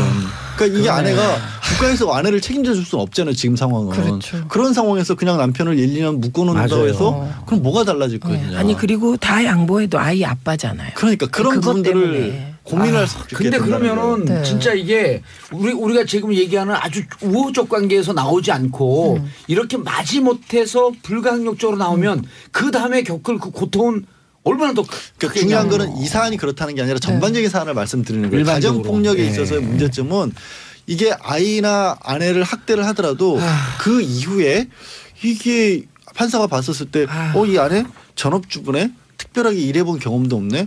이 사람 나와서 내가 오히려 그냥 판사는 생각해 준다고 했는데 근데 또 나와가지고 이 남편이 가정폭력을 반복할 경우에는 그럼 어떻게 예방을 할 것이냐. 이거에 대해서 국가적인 대책은 그러니까 있냐는 거죠. 가정폭력을 엄벌하라고 하는 주장도 이렇게 보면 엄벌할 때 어떻게 할까 대책도. 예를 들었고 그렇게 가정폭력 피해 여성들을 돌보는 뭐 여성의 전화나 이런 데서 예산이 많아갖고 무슨 공동으로 생활할 수 있는 이런 곳이 보장이 된 것도 아니고. 그렇죠. 또 쉼터라고 같은 것도 있긴 하지만 막상 아내 입장에서는 고기자님도 지금 막상 그렇잖아요. 네. 밖에선 주제에 넘어가라고. 사실 이런 것도 우린 이 얘기만 계속 하고 싶고. 출산 장려 이런 거하고 다 연결되는 거거든요. 이 아이도 그럼요. 한 살인가 그래요. 이제 돌진한 거예요.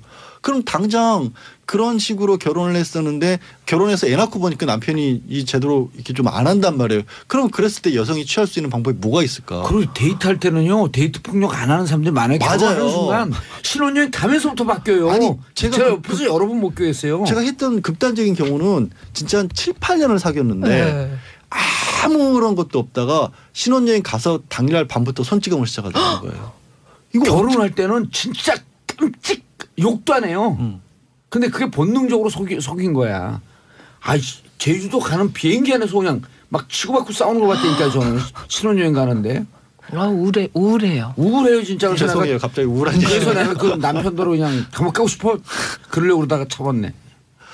그런 부분에 대한 거는 처벌은 처벌이더라도 사실 이제 선진국 사례 같은 걸 보면 준 가정폭력도 맞고 결혼을 안 하더라도 그런 정도가 되면 일단 격리해놓고 생활보장 시스템이 갖춰져 있으니까 지금 이제 근데 우리는 생활보장 시스템이 안 없으니까 갖춰있잖아요. 문제라는 그러니까 문재인 대통령에게 이런 복지 예산 많이 그 쓰라고 좀 해줘야 돼요. 세금도 우리가 좀 더 내고. 그럼 네? 이제 놀고 먹는 사람 생긴다고 또 보수 야권에서 반대하겠죠. 모럴 해저드라고요? 예. 모럴 해저드 하기 전에 그 입조심이나 하라 그러세요.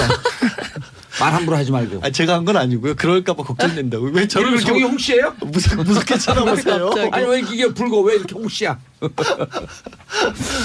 예, 알겠습니다. 처벌은 당연히 엄벌해야 한다. 그러나 격리 조치가 필요하다. 여기 귀신 씨랑 까먹는 소리예요. 뻔한 얘기를 뭐 하려고 해. 격리 조치하려면 예산이 있어야 된다니까요. 애하고 같이 살 수 있는. 그래서 마지막으로 제 아이템과 연결을 하자면 이렇게 애 낳기가 힘들잖아요. 그런데 애 낳으라고 하잖아요. 해놓고 아이들 초등학교 그렇죠. 들어갈 때 엄마들이 15,000명의 직장을 그만둬. 그렇죠. 이게 도대체 여성 친화적인 사회예요 이게?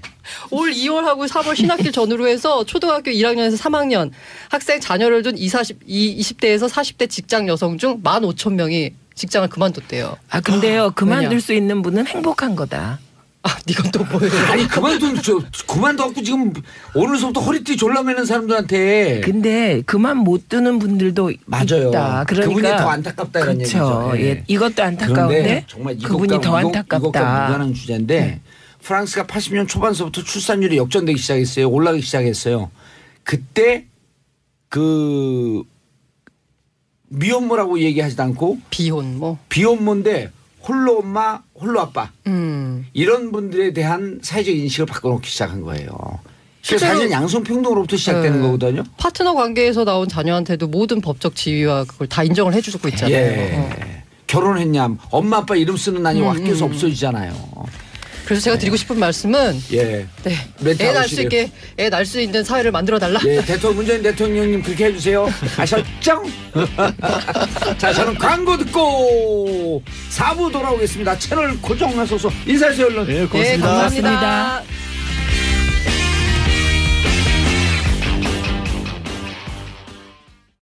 정봉재 정치쇼 4부 순서 들어가겠습니다. 미신타파. 지난주서부터 한 6개월 동안 재미없다가 지난주부터 재밌기 시작했어요. 그랬나요? 그 6개월 동안 뭐 하신 거야? 안 들어보니까 잘 모르겠네요. 예. 자, 심리분석의 달인 정신과 전문의 최명기 원장님. 네, 최명기입니다. 문화비평, 시대비평, 경제비평, 법률비평 뭐든지 다 비평하는 경희대 이택광 교수. 네, 반갑습니다. 예. 택도 없이 확인하는 사람이에요. 네, 오늘 춥습니다. 자, 최명기 원장님. 정치인에게 왜 계란을 던질까? 네. 오, 진짜 이거 궁금했던 거예요. 네. 어? 계란을 왜 던질까? 계란. 먹기도 힘든 건데. 그런데 이 계란이라고 하는 게 참 묘한 성질이 있는 건데요. 예. 일단 누가 내가 뭔가 누구한테 던지면은 맞는 느낌이 나야 좋아요. 딱 맞는 느낌은 나야 아프진 돼. 않고. 소리는 나지. 네, 딱 네. 빵 네. 나고 또 많이. 아. 네. 그런데 또 맞는 느낌은 나야 되지만 그거를 갖다 하면서 내가 감옥에 가거나 내가 형을 받기는 싫어요. 물론 지금은 많이 바뀌어서 계란을 던져도 예. 알겠습니다. 얘기하세요. 네, 계란을 던져도 던지세요. 피해는 있어요. 오. 그러나 그 이전까지는 관례상으로 계란 던진 것 갖고 정치인이 뭐 상대방을 고발하거나 그러면은 예. 에이 왜 저래 하면서 정치인이 오히려 욕을 먹는 분위기였거든요. 그런데 우리가 지금 왜 계란 던지는 얘기를 하죠? 무슨 사건이 있었잖아요. 네, 박지원 대표가 예. 안철수 대표 지지자한테 어디에서요? 목포에서 목포에. 저도 계란에 집중하다가 보니까 네. 목포에서 앞으로는 계란에 집중하지 마시고요. 네. 달걀에 집중하세요. 네, 목포에서 달걀을 갖다 맞았지요. 예. 그런데 되게 김대중 대통령 기념 마라톤이었었죠. 네, 예. 그런데 이제 재밌는 건 그 던지신 분은 박지원 국민의당 전 대표가 박주원 의원인 줄 알고 던졌어요. 진짜요? 오늘 나왔어요. 그게. 그래서 약간 헷갈린 거죠.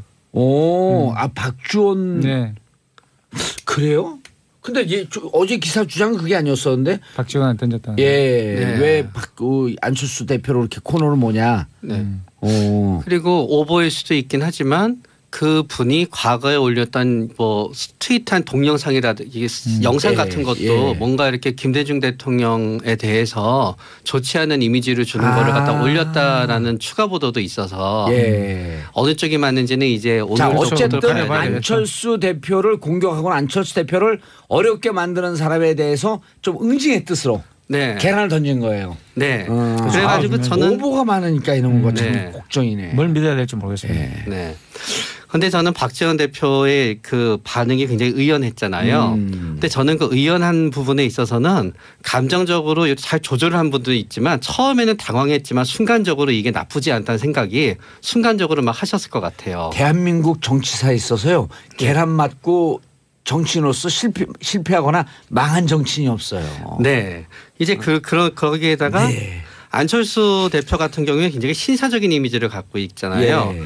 그런데 오히려 그 신사적인 이미지를 갖고 있고 비폭력적인 이미지를 갖고 있는 안철수 대표의 지지자가 계란을 던졌다는 거는 이미지를 갖다 역전할 수 있는 거고요.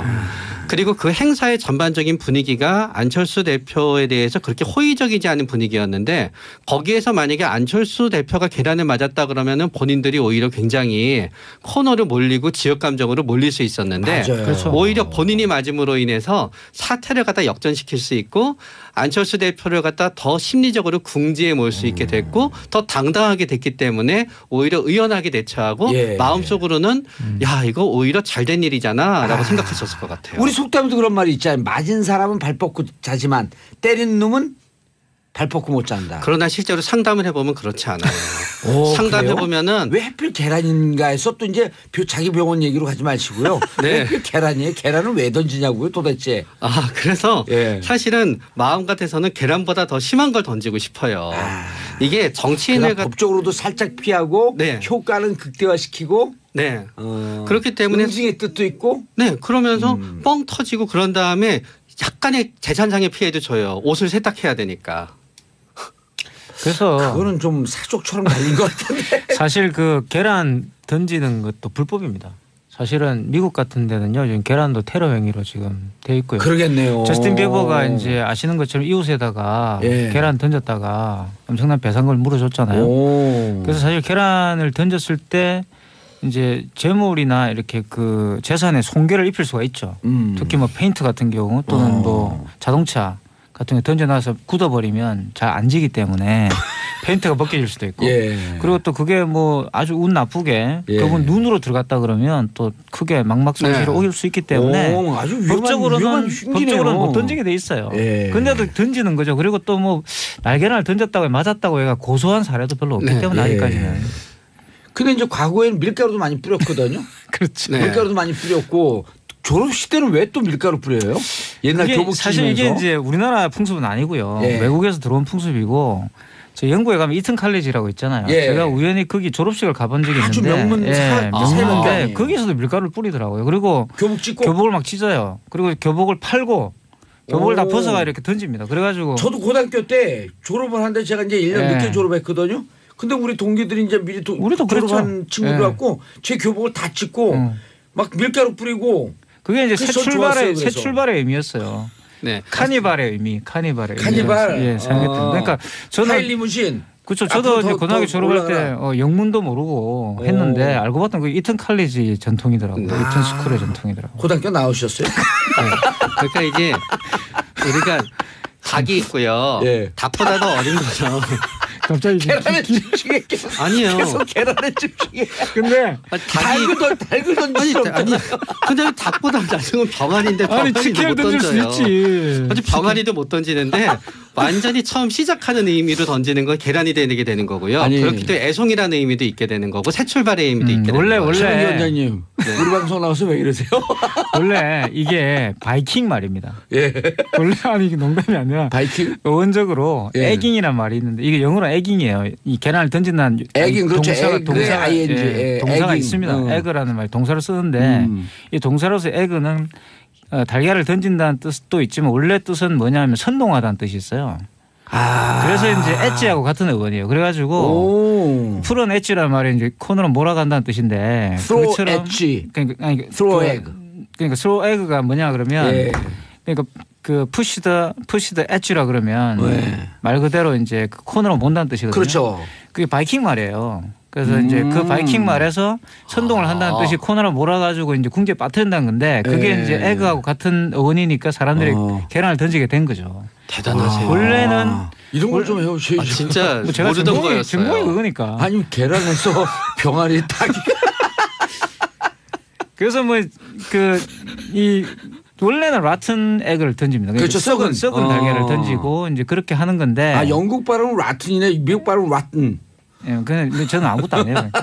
원래 제대로 하려면 로튼이라 해야 되죠. 로튼. 아 영국에서는 로튼 에그라고 해야 돼요. 로튼 에그. 로튼 에그라 해야 되는데 어쨌든 그래서 그게 나중에 점점 이제 뭐 많은 걸 던지는 걸 바뀌는 거죠. 예. 예를 들어서 뭐 토마토를 던지기도 하고 아 맞아. 또 뭐 순물을 던지기도 예. 하고 또 뭐 요즘 오물을 던지기도 요즘은 하고. 국수를 던진다 그러더라고요. 그래요? 국수 던지고 초콜릿도 던지고 뭐. 오, 어마어마하게 아니 다 던지는 과거에 70년 60년 말 70년대 초반에 네. 삼성기업 만든 거예요. 그때 그 그렇죠. 김두한 그렇죠. 그 변 던졌다가 네. 덩을 던졌죠. 덩을 던질 때 그래. 뭐 그것도 덩덕, 하나의 뭐 덩덕. 행위죠. 그래서 이게 19세기 때 네. 계란을 정치적으로 이제 던지는 그런 것이 기록이 돼 있어요. 옥스퍼드 사전에. 예, 최초로 던진 선동하다. 거죠. 예, 천지로 던진 거죠. 그리고 그때부터 아마 던질 만큼 계란도 많아졌을 거예요. 그렇죠. 그 이전에는 그전에는 계란이 너무 귀해가지고 귀했거든요. 계란을 던지지 않았을 그랬어요? 거예요. 네. 오, 계란이 귀했어요? 네, 계란이 귀했죠. 딱도 귀했을 건데. 네. 고기를 먹는다는 것 자체가 네. 어려웠었는데요. 예. 들쥐도 잡아먹고 그랬어요 그때는 유럽에서 고기가 없어가지고. 토마토도 많이 던지잖아요. 그거는 별 의미가 없는 거지. 그거는 토마토는 이제 그러니까 이게 던지면 불쾌하지 않습니까? 노란 것도 정치인들의. 아주 또 예, 이게 또 강렬하잖아요. 질질 흐르고 예. 이러니까 일단 꼴배가 싫어지고. 그리고 노란 거는 또 람보르기니 색 아니에요, 그게. 예, 네. 그게 중요한 게 아니에요. 어쨌든 머리에 맞으면 굉장히 추레해지잖아요. 머리에 이렇게. 그리고 계란이 떨어지게 토마토는 되면. 많이 던진 모습이 피를 흘린 모습이랑 비슷하기 때문에 네. 그거를 박해자요? 사진 찍고 그랬을 때 굉장히 또 다른 그 이미지가 있게 돼요. 그러니까 두부의 반대 이미지인 거예요. 두부는 굉장히 깨끗해지라고 하는 거잖아요. 던지고 막 밀가루를 던지고 그러잖아요. 하는 거는. 두부는 먹으면서 감옥에서 나올 때 네, 영양 부족이니까 두부 먹으라고 구루병 안 걸리라고. 네, 그것도 있지만 하얀 이미지도 있잖아요. 네. 토마토는 정 반대예요. 완전히 핏빛 이미지로 상대방을 만들어 버리는 거예요. 예. 토마토로 범벅을 만들면. 그렇지. 그 역대 정치인 계란 세례바 난 정원식 이 국무총리 이분 나오면 내가 외대를 나왔잖아요. 네. 근데 이게 선거 그때 내가 그 시의원 막 그 31살인가 그때 시의원 출마했는데 압도적으로 이기는 선거였거든요. 네. 근데 우리 상대당 1대1로 붙었는데 상대당 후보가 온천지 다니면서 정원식 총리 밀가루 뒤집었었죠. 정봉주 후보가 외대 나왔어요. 그러니까 계속 그 얘기를 하는 거예요. 계속 그 얘기만 하고 다니까 뚝뚝뚝 하더니 100표 차이로 떨어졌어요. 그게 선거에서 그런 식의 인신 공격이 맥히는 전형적인 그 흑색 전략에 당하신 거예요. 아 맞죠. 그리고 총리가 가서 20대 초반의 대학생들한테 밀가루 뒤집어 쓰면 그리고 막 이렇게 끌려다니는 박해자의 모습 아니에요. 네. 거두절미하고 이거는 또 우리 유교 국가에서 그러니까 무리하고 왜 버릇없고. 지금 아마 청취자분들께서는 왜 그런 일이 일어나 잘 모르실 수 있는데 91년도입니다. 예. 사실 이때 저도 이제 강경대 열사가 그때 91년도에 그 전남대에서 전대 그 출정식이 있었어요. 예. 출범식이 있어가지고 많은 학생들이 광주로 갈 때였거든요. 예. 그때는 강경대 열사가 이제 그런 시위에 참여하다가 이제 이 솔직히 말하면 됐는데. 이제 사실은 이제 의문사를 한 거죠. 예. 행방불명 됐는데 어디 네. 다리 밑에서 발견됐는데 네. 익사라고 발표했죠. 익사는 아니고 맞았어요. 맞아가지고 아. 구타당해서 이제 예. 된 거죠. 그래서 이제 사실 의문사였지만 이제 대부분이 경찰에 맞아서 그래 된 거 아니냐라는 구타에서. 것이었고 예. 구타에 사망한 걸로 됐습니다. 그때 이제 그래서 막 어마어마한 이제 시위가 이제 일어났었어요. 일어났는데 이 그 정원식 총리가 그러니까 이 정원식 총리는 또 그 당시에 또 정교조 교사해직을 또 주도했던 총리였기 때문에 그렇게 알려져 있었기 때문에 예. 외대 아마 그 특강을 갔을 특강하러 겁니다. 왔어요. 특강을 갔었는데 거기서 학생들이 이제 이 정원식 총리한테 계란과 밀가루 세를 준 거예요. 그 장면이 대대적으로 신문에 보도가 됩니다. 그래서 그때 당시에 이런 설도 있었어요. 정원식 총리가 정부를 상징하는 거 아니고 정부에 대한 그때 당시 노태우 정권 시절인데 네. 노태우 군사 독재 정권에 대한 저항. 그런데 정원식 총리가 왔는데 뻔히 그런 상황을 알고 특강을 취소하지 않고 온 게 유도된 거 아니었었냐라고 하는 그렇죠. 음모론도 있었죠. 네. 그래서 이제 그 모습이 우리가 그냥 계란이라고 생각하지만 이제 우리 청취자분들이 사진에 클릭해 보시면은 굉장히 딱 사진 찍어서 굉장히 처참한 모습이 나오는 거예요. 살벌했어요. 네, 그러면서 마치 정부가 이렇게 약화가 돼 있다는 이미지를 주게 되니까 우린 다시 우리한테는 강한 정부가 필요하다는 어떤 메시지를 갖다 주게 된 거예요. 그러면서 그 이후에 뭔가 사태가 반전되는 거에 대한 일종의 명분을 갖다 일부러 이제 명분을 생산하게 된 거죠. 예. 그리고 그때 김기설 씨 계속 이렇게 막 투신 자살하고 그런 그렇죠. 군사 독재정권 물러가라. 네. 그럴 때 박홍 서강대 총장이 죽음을 배우하는 배우 세력이 있다. 그래서 김지아 시인은 죽음의 구판을 중지하라. 그도 치워라. 그러면서 공안 정국이 쫙 시작하면서 민주화운동 세력을 다 잡아갈 때. 그렇죠. 그러니까 이제 그 강경대 학생 사망 이후에 이제 상당히 이제 그 공권력이 자기의 어떤 이 정당성을 상실하고 있을 때였잖아요. 맞아요. 그런데 이제 정은식 총리 사건으로 인해서 그것이 분위기가 반전되는 겁니다. 역사를 바꾼 계란 세례였었어요. 그러니까 이제 그러면서 이제 그쪽 굉장히 학생 운동이 이제 공주에 몰리게 되는 그런 사건이 된 거죠. 김기설 씨 유서대필 사건이라고 하면서 강기훈 사건 그 유명한 강기훈 사건이 일어나게 되죠. 또 김영삼 전 대통령 빨간 페인트 계란 이것도 뭐예요? 이것도 이제 99년도에요. 김영삼 전 대통령이 이제 빨간 페인트가 든 계란을 얼굴에 맞는데 공항에서 그때 대통령 그만둔 다음 아니에요. IMF 경제 위기를 초래했다. 한 시민이 이제 공항까지 따라가 가지고 던진 사건이죠. 페인트를 던졌어요? 그러니까 계란에 페인트를 넣었어요. 주입을 해가지고 그걸 던진 거예요. 보통 실력이 아니네. 그래도 굉장히 그때 크게 이슈가 되지는 않았습니다. 워낙 이제 김영삼 전 대통령에 대한 인기가 많이 떨어져 있어가지고 큰 이슈는 되지 못했고 사실 노무현 전 대통령도 계란 세례를 받았죠. 그래요? 농민대회 때 2002년일 겁니다. 전국 농민대회에서 한 농민이 계란을 던졌는데 이 노무현 전 대통령이 역시 이제 아주 명언을 남겼어요. 이 계란 좀 맞아가 일이 풀린다면 얼마든지 맞겠다. 이렇게 이야기했어요. 노 전 대통령 다운 이야기인데 그래서 계란 맞은 채로 연설을 했습니다. 그 자리에서. 네. 그리고 그렇게 심리적 여유가 났었던 이유는 원래 민주화운동을 하셨던 분이고 농민들에 대해서도 굉장히 본인이 우호적이었던 거예요. 그렇기 때문에 본인이 원래 우호적이고 노력했던 사람한테 이렇게 당했기 때문에 그 부분에 있어서는 포용력이 생긴 거예요. 이건 오해야. 결국 내 진심을 알아주면은 바뀔 수 있을 거야라는 데서 화내지 않고 오히려 굉장히 다른 마음이 들었던 거죠. 그거는 상황을 객관적으로 보는 건가요? 아니면 노무현 대통령한테 우호적 감정 때문에 약간 경도돼서 해석이 된 건가요? 그런데 또 의외로 노무현 전 대통령이 본인한테 적대적인 사람이 본인을 갖다 공격했을 때는 또 굉장히 분노하는. 예를 들면? 기억이 안 나죠? 네, 얘는 그런 데는 저는 거의 안 들어요. 저는 노무현 전 대통령의 특징이 아주 잘 드러난다고 봅니다. 왜냐하면 노무현 전 대통령 이런 거예요. 사실 이분이 민주화운동도 해봤고 사실 제가 이제 부산에 인권 변호사도 했고 개인적으로도 매번 만나 뵙고 했는데 사실 산전수전 다 겪은 분이죠. 밑바닥에서부터. 근데 이분이 이제 사실 전국 농민대회를 주도했던 사실 전농 그 당시엔 전국 농민회회. 네, 지금도 있어요. 그분하고도 친했어요. 근데 이제 본인은 대통령이 돼가지고 그 자리를 다시 가가지고 이제 집회의 사회자가 아니고 대통령으로 가가지고. 그럼 2003년 그때쯤 됐을 텐데 2002년에 12월에 선거가 있었으니까 2003년이겠네요. 2003년쯤 됐을 거예요. 그래서 거기에서 어떻게 보면 이런 거죠. 내하고 이제 정봉주 봉도사하고 친한데.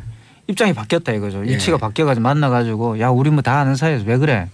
라는 이런 생각이 있는 거죠. 노무현 전 대통령. 최명기 원장님. 근데 회식 때 왜 안 나오셨어요? 그 무슨 심리예요? 저런 게 입장이 바뀌는 환자분을 진료하기 위해서 환자분과 한 약속은 바꿀 수가 없어요. 아니 그 사람들이 그 최명기 원장의 심리 상태를 괜히 더 위대해 보이려고 빠진 거 아닌가? 원래 이제 주가를 올리기 위해서. 아니에요. 12시부터는 환자분을 진료해야 되기 때문에 그날 어쩔 수가 없었어요. 죄송해요. 알겠습니다. 자 우리 친한데 그 얘기 계속. 그래서 이제 다시 말하면 노무현 전 대통령이 이거죠. 내가 당신들의 문제를 내가 지고 가겠다. 이런 의식이 좀 있어요. 노무현 전 대통령 보면은 항상 그 발언해 놓은 그런 그렇죠. 자기가 보면 스스로 책임지려고 내가 책임지고 가고 내가 사실 이 모든 것 왜냐하면 마지막 앞 세대의 마지막 대통령이 되겠다 그랬잖아요. 마지막 정치인이 되겠다고 했잖아요. 그런 맞아요. 이야기가 있는 거죠. 과거의 패단을 내가 다 안고 가겠다. 예. 내가 오늘 희생하겠다. 구정치의 마지막 세대가 되고 막내가 되고 싶다. 그렇죠. 막내가 되고 싶다 이렇게 이야기했단 말이에요. 이제 그런 것들이 대단히 중요한 발언들이었죠. 알겠습니다. 샵 1035 요즘 안 했더니 샵 1035를 안 했더니 이게 입에 안 붙네. 자, 샵 1035 짧은 문자 50원 긴 문자 100원 문자 보내주시기 바라겠고요. 조용태님 무조건 폭력은 안 된다고 생각합니다. 무조건 안 되죠. 1595님 법적으로는 안 되지만 얼마나 미우면 계란을 던지겠어요. 유유. 자, 그리고 우리 작가님들이 이렇게 물어봤어요. 계란이 아니라 돌멩이를 던지게 되면 어떻게 되죠? 감옥 가죠. 뭘 어떻게 돼요? 깨져갖고. 이걸 질문이라고 해요? 이거는 돌멩이를 던진 순간 그럼 테러죠 이거는. 이거는 올바르지 않고요. 왜요? 이렇게 물어보죠. 왜 그 계란을 던져 폭탄을 안 던지고. 그럼 테러예요. 다 감옥 가요. 사람 막 갇히고. 물론 이제 상황에 따라 다를 수 있지만 특정 정치인을 향해서 돌멩이를 던질 이유는 없죠. 그냥 표를 던지시면 되죠. 그냥. 표를 던지라고 있는 게 정치인이에요. 야 너무 기가 막힌 답이 나오니까 우리 최민기 원장이 그러니까 한숨 쉬어. 그런데 이제 복수라고 하는 거는 감정이 막 솟구쳐 올 때 해야 되거든요. 네. 그런데 그거는 지금 못 하고요. 그렇죠. 짧게는 1년, 길게는 3년 뒤에 해야 되기 때문에 예. 어떻게든 지금 당장 감정을 해결하고자 하는 마음에서 그런 부적절한 행동을 하게 되는 거지요. 최민기 원장님 근데요. 진정한 복수는 어떻게 하는 줄 아세요? 어떤 걸까요? 진정한 복수는 그 사람에 대한 분노를 마음에서 털어버리는 거거든요. 복수하고 난 다음에. 저는 그렇게 생각하진 않습니다. 아니 없어져야지 끝나잖아요 이제. 그러나 또 반대로 복수 어느 정도 복수를 하나도 못했다고 생각하면 모멸감이 남기 때문에 그렇죠. 더 끝나지 그래서 못합니다. 가장 큰 복수는 용서예요. 저는 거기엔 전적으로 반대합니다. 예, 왜 그러냐면요. 복수는 불교에서 뭐라 하냐면 복수는 지글지글 끓는 숯을 집어서 상대방 가슴에 비비는 거라래요. 이 가는 동안에 내 손이 다 타는 거예요. 네. 그래서 저는 멋진 복수에 말인데? 대해서 네. 얘기하면은 보통 이렇게 말씀드리는 복수는 완벽한 복수여야 됩니다. 근데 용서는 아니라 완벽한 복수의 첫 번째 조건이 있는데요. 상대방은 다치면서 나는 안 다쳐야 됩니다. 이게 불가능하잖아요. 그렇기 때문에 저는 결국은 비슷한 얘기가 되는 거예요. 복수는 없다 결국. 네, 복수를 하는데 복수를 하는 데 있어서는 복수라는 사람은 내가 다치는 거에 비해서 상대방의 피해가 더 크니까 내가 다치는 건 별거 아닐 거야라고 생각하고 복수를 하지만 이 달걀 던진 분도 지금 치러야 되는 대가는 엄청나실 겁니다. 그렇기 때문에 멋진 말인데. 만약에 내가 복수를 하고자 하는 건데 그 복수를 하고 나서도 나한테 피해가 하나도 닥치지 않고 그렇다 그러면은 생각해도 되지만 세상에 나한테 피해가 하나도 닥치지 않은 복수란 그렇게 많지 않습니다. 없죠. 거의 없다고 봐야죠. 그렇기 때문에 복수는 안 하는 게 좋습니다. 그래서 이제 근대 국가로 들어서면은 법으로 사적 복수를 금지한 거예요. 그렇죠. 법으로 맞아. 네. 법 그러니까 대신에 국가가 대신해 주는 검찰이 거죠. 피해자를 대신해서 복수를 해주는 거예요. 그래서 검찰이 사실은 그것을 정당하게 집행해 줘야지만 사적 복수에 대한 감정들이 사실은 없어지는 거죠. 그게 국가의 역할이죠. 오늘 우리 작가님들 상태가 안 좋네. 뭐 계란을 맞는 정치인들이 대처해야 할 자세. 정치인들은 계란을 맞으시면 됩니다. 예, 계란 맞고 그냥 맞으면 잘못했다. 그만큼 이제 그 유권자들이 사랑하니까 계란을 던지는 거죠. 먹는 걸 던진다는 게 얼마나 좋은 거예요. 그런데 얼마나 진짜 화가 나면 본인도 이거 계란 던지러 올 동안 많이 고민했을 거 아니에요. 그렇죠. 내가 이거 처벌을 거예요. 취소해야 한다.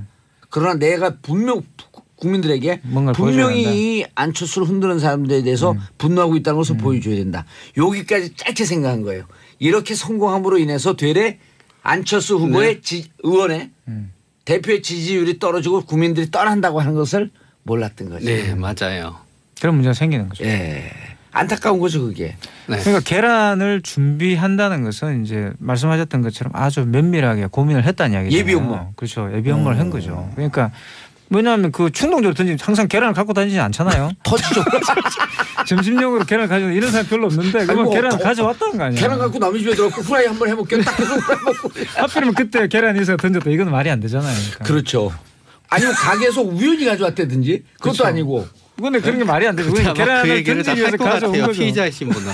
왜요? 가게에서 우연히 가져왔다고? 다 한 번씩 얘기하실 아니면 거예요. 어디에서 후라이 한번 해먹으려고 계란 들고 왔는데 딱 보여갖고 계란을 던졌다? 그렇죠. 네, 범죄인들은 다 사람을 그렇게 잘못 얘기해요. 알아봤다는 그럼 그렇게 형사가 말할 수 있겠죠. 그게 말이에요. 막걸리에 오늘 점심에 막걸리나 가서 드세요.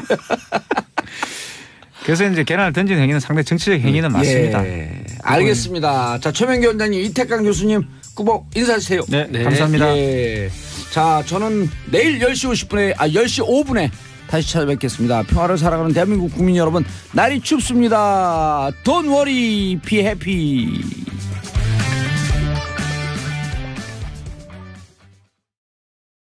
PD, 정의선 작가 뭐 다 훌륭한 분이에요. 예, 제가 긴장할 정도니까요. 예, 옆에서. 예.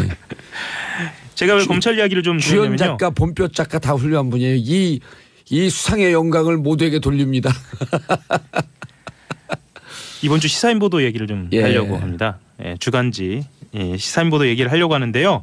그 MB 실제 실소유주가 맞다라는 보도입니다. 이상은 회장의 운전기사를 인터뷰했어요. 이상은은 이명박 전 대통령의 형이죠. 친형이죠. 예. 그리고 다스의 명목상 소유자. 이명박 대통령이 다스와 얼마나 가까웠는지를 아주 디테일하게 증언을 하고 있는데요. 야, 기사가 그만뒀어요 이제 이상은 기사가. 그렇죠. 2015년 1월 31일까지. 아하, 그만두면 증언한다니까요. 그렇죠. 강모 씨도 증언해야죠. 그 이 전 대통령이 경주에 자주 왔느냐라는 질문에 대해서는 이상득 형님이 국회의원 선거 나갈 때도 자주 오고 그리고 경주에 왔을 때는 다스에는 방문을 했고요. 2번 간 것은 확실하다라고 이야기를 했고요. 그리고 다스에 갈 때는 당시 사장이었던 김성우 씨가 직접 운전해서 들어갔다고 하는 증언도 했습니다. 아, 대통령 시절에 왔다는 거예요? 아닙니다. 대통령 언제까지 왔냐라고 물어보니까 예. 서울시장 되기 전까지 왔다고 이야기를 하고요. 예. 경주에 오면 당연히 다스에 관한 보고를 받았고 당시에만 해도 그 사장과 전무가 서울에 가서 자주 보고한 것으로 알고 있다라고 이야기를 합니다. 서울시장 되기 전까지요? 예. 그리고 온 것은 서울시장 되기 전까지인데 다스에 관한 보고는 대통령 되고 나서도 받은 것으로 알고 있다라고. 2011년 다스 140억 받을 때 그 전에 계속 2010년도에 회의를 했다는 거 아닙니까? 그리고 빨리빨리 진행되지 않으면 막 불같이 화를 냈고 라고 주진우 기자가 썼죠. 맞습니다.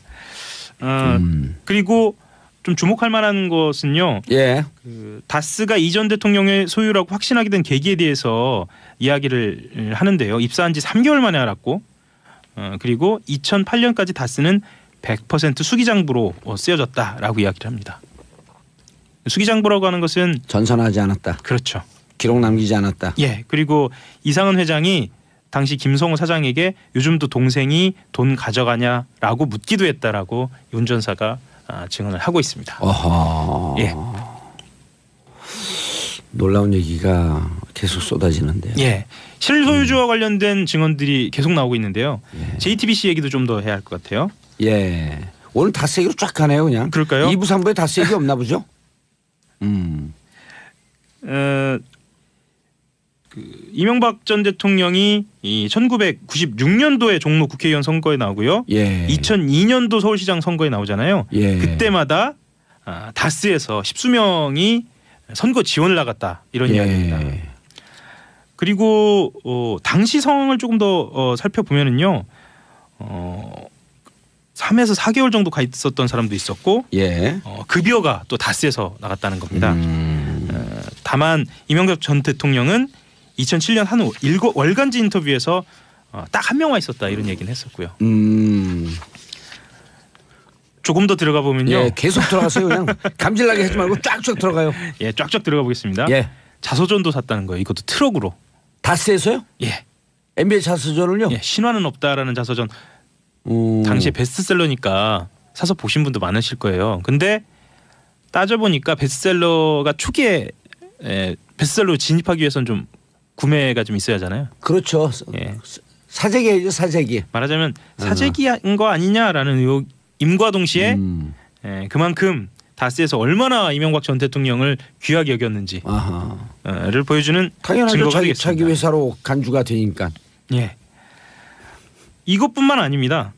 그 다스가 주요한 그 국면이 있거든요. 예. 이 회사가 어려웠던 이 국면마다 이명박 전 대통령이 또 등장한 것으로 또 나타나는데요. 다스 협력업체에서 노조가 만들어지자 이와 관련 처리를 직접 지시했다는 정황도 나온 겁니다. 오. 다스 협력에서 어디예요, 이름이 거기는? 자동차 부품회사 세광공업입니다. 세광이요. 예. 예. 세광 더원. 예, 세광인데 2000년 7월 이 회사 노동자들이 민주노총에 가입한 직후에 다스하고 갈등을 일으키게 되면서요. 다스 측에서는 세광의 핵심 설비를 모두 회수해서 결국 회사가 문을 닫게 됐는데요. 이때 결정 과정이. 예, 그래서 그게 더원으로 넘어갔다라고 하는 얘기가 그때 나온 거네요. 예. 예. 이때 결정 과정에서 이명박 전 대통령이 개입했다는 증언이 더원이 나옵니다. 아니라 S1인가? S1이네요. S1 같네. 자회사 중에 몰아주고 있는데. 예. 아 이름 기억이 안 자회사 나. 저도 그 자회사 이름까지 정확하게 자회사가 지금 4개인데 그중에 하나로 예. 몰아주고 있고 그 하나의 지분을 이시영 씨가 75%를 갖고 있다. S온일 거예요 아마. 예. 그건 제가 다음 시간에 꼭 예. 확인을 해보겠습니다. 제가 확인해 줬잖아요. 금방 S온이. 예. 경주에 있는 다스 본사까지 내려왔어요 이때요. 이명박 전 대통령이. 그래서 임원들을 모아서 회의를 직접 주재했고 2007년도에요? 예. 대통령 선거 와중인데? 2000년입니다. 2000년. 2007년이요. 아닙니다. 2000년에 그랬다는 겁니다. 2000년에? 예, 2000년. 아까 시사인에서 보도한 그 운전기사의 증언하고 이 부분도 일치해요. 그러네요. 예. 서울시장 되기 전까지. 서울시장 되기 전까지는 왔었고 네. 서울시장 되고 난 다음에 대통령 되고 난 다음에는 계속 보고를 받았다. 네. 아하. 그리하여 이 세광이라는 업체는 결국 폐쇄됐습니다. 폐쇄했어요. 4개 그 예. 협력협차 중에 세광이 폐쇄가 됐고 네. S원하고 아마 주소지가 같을 겁니다. 그래서 예. 실소유주가 누구냐라는 것에 대해서 검찰이 주목하고 있는데 예. 하루만 해도 어제 하루만 해도 이렇게 많은 실소유주와 관련된 간접 증거들이 많이 쏟아졌다 이 말씀 드리려고 중앙지검 준비했습니다. 산하에서 하는 거죠. 몇 차장 산하인가요 여기는?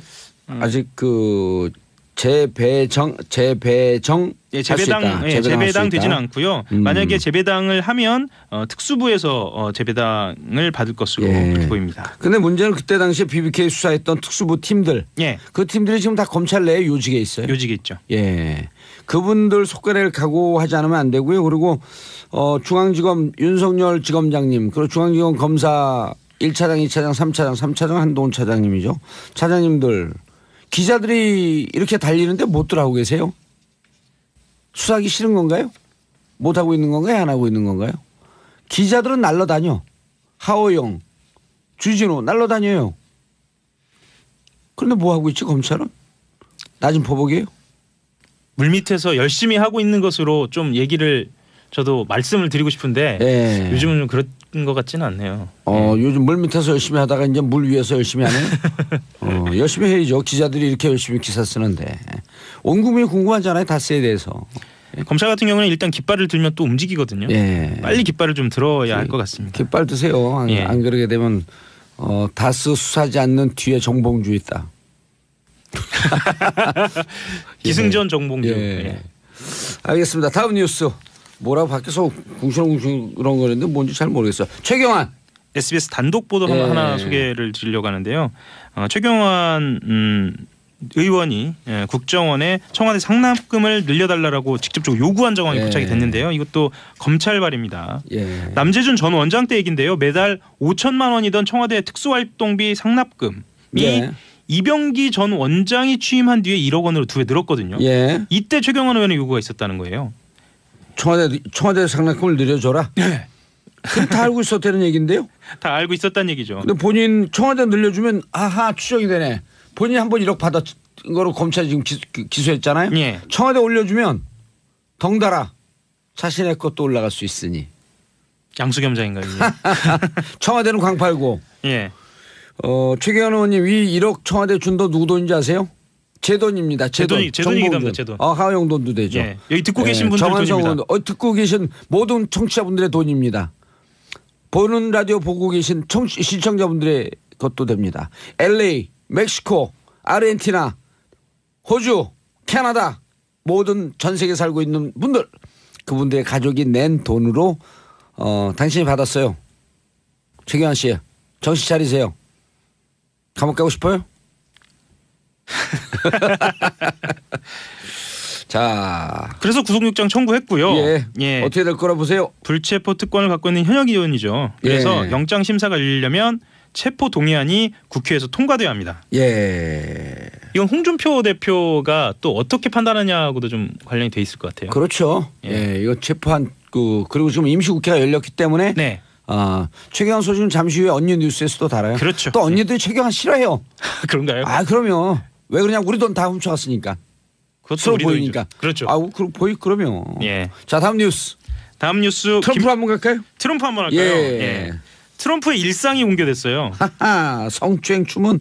성추행 주문부터 할까요? 예. 성추행 주문부터 말씀을 좀 드리면은요. 시간이 별로 없어요. 시간이 없군요.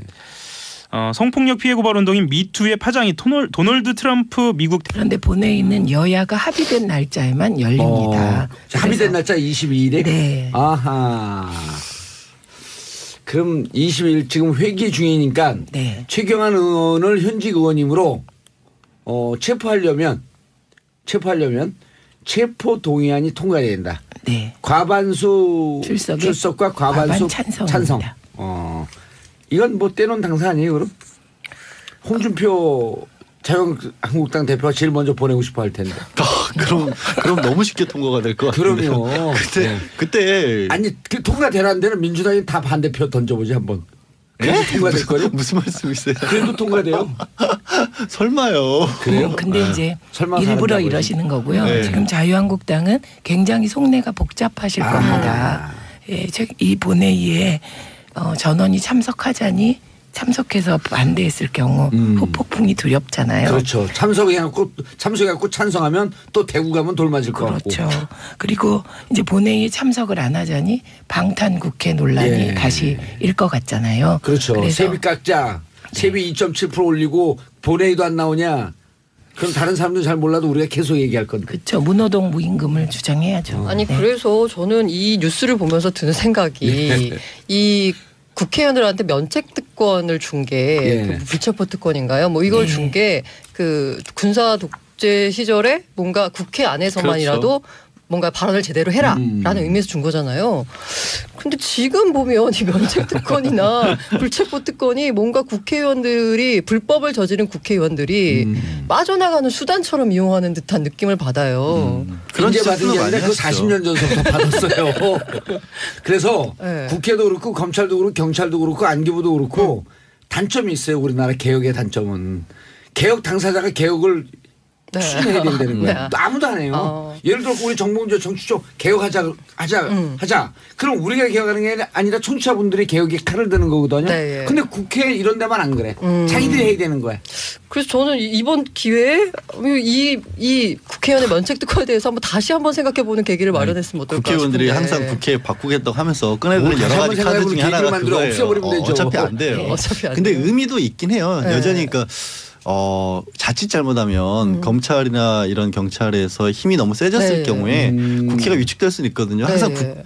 분사 정권만이 아니더라도 잘못될 수는 있기 때문에 사정기관에 사정기관에 의해서 때. 그러니까 정부의 견제를 받지 않는 부분은 네. 남겨둬야 되긴 하는데 목소리 남자 목소리도 좀 이렇게 똑똑할까. 목소리 지난번 근데 예산안 통과될 때랑 모양이 비슷해지지 않을까요? 어차피 국민의당도 네. 적폐청산에는 기본적으로 원칙적으로 동의하고 있잖아요. 아 그럼 최경환 의원이 적폐가 된 거예요? 지금 수사에서는 느닷없이 낚였어. 아니 어제 새롭게 나온 뉴스가 최경환 의원이 돈을 1억 원을 받은 거가 문제가 아니라 5천만 원 주던 걸 1억으로 올렸고 박 전 대통령이 돈을 받아야 된다는 것도 최경환 의원이 나서서 받게 해줬다는 거 아니에요? 챙겨줬다는 거 아니에요? 어제 보도 나온 거는 사람이 몰라요. 오늘 일부에서 하호영 기자가 얘기했어요. 어제 SBS 단독이었습니다. SBS 단독이라는 것도 밝혔어요. 네 죄송합니다. 왜 뭔가 얘기를 해놓고 이렇게 잘못한 것처럼 사과를 하고 있죠 제가? 그런데요. 면책 특권이나 불체포 특권이 필요할 때도 있는 게 BBK 사건 같은 거. 그러니까 필요할 때도 있지만 뭔가 지금과 같이 이렇게 뭐 긍정적인 측면이 있고 부정적인 측면이 있으면 이걸 어떻게 좀 잘 조율을 해가지고. 아니요. 근데 이거 면책 특권 있어도 이렇게 그 체포동의안 넘어왔을 때 국회의원들이 클리어하게 아주 깔끔하게 참석해갖고 찬성표 던지면 되는 거예요. 결국 법이 문제가 아니라 운영의 문제다라는 얘기인 거예요. 최근에는 그 체포 동의안 가지고 방탄도 국회라고 할 정도까지 잘 운영을 못해요. 못했어요. 국회의원들도 돌맞기 너무나 때문에 그 표가 드러나기 때문에 그리고 그렇게 한 게 예전에는 정말 그 매체의 발전이 굉장히 중요하다고 하는 게 예전에는 그러거나 말거나 그 신문에 방탄 국회하고 막 신문 기자분들이 막 그 사설로 뭐 비판하고 이런 정도에 끝났는데 이제는 중계 방송이 돼 버리잖아요. 방탄 국회하면. 그렇죠. 또 모든 사람들이 거기 그 표결한 거 사진 찍었고 SNS 다 돌리니까 5천만이 기자예요. 이게요. 이거 해결할 길이 있어요. 이게 비공개 투표예요. 맞아요. 이거 비공개 투표. 이거 비공개예요? 투표하면 된다. 그렇죠. 지금 뭐 이렇게 인사에 관해서는 비공개예요. 그런데 그래서 대법원장 무슨 임명 동의안 이런 등등 다 비공개예요. 그런데 비공개인데 우리 국민은 비공개 권한을 위임한 적이 없다. 대통령까지 왔는데요. 그 지난해 미 대선 기간입니다. 트럼프 예. 대통령으로부터 과거 성추행을 당했다고 주장했던 여성들이 현지 시각으로 11일에 기자회견을 통해 가지고 성추행 관련 의혹을 거듭 제기하고 의회에 조사를 공식 요구했습니다. 아, 그럼 뭐 이게 러시아 스캔들 말고 이제 또 성 스캔들로 해갖고 탄핵해야 돼요. 탄핵 잘 모르겠으면 우리 대한민국 헌법재판소 탄핵 심판 한 내용 가져가면 되죠. 악재가 겹치고 또 겹치고 네. 이런 상황이죠. 그래서 예루살렘 터뜨렸나 보죠. 이건 미리 알고. 여러 가지 이유가 있을 겁니다. 예. 극적으로 또 북한하고 대화하겠네. 네. 예. 알겠습니다. 하영 기자님 오늘 다스 좋았어요. 얘기할 게 한 타스가 넘었었는데. 아이 감사합니다. 예. 인사하시고요. 한겨레 21 하호영 기자였습니다. 예. 저희는 언니 뉴스에서 한 다스의 소식을 갖고 또 돌아오겠습니다. 채널 고정하소서.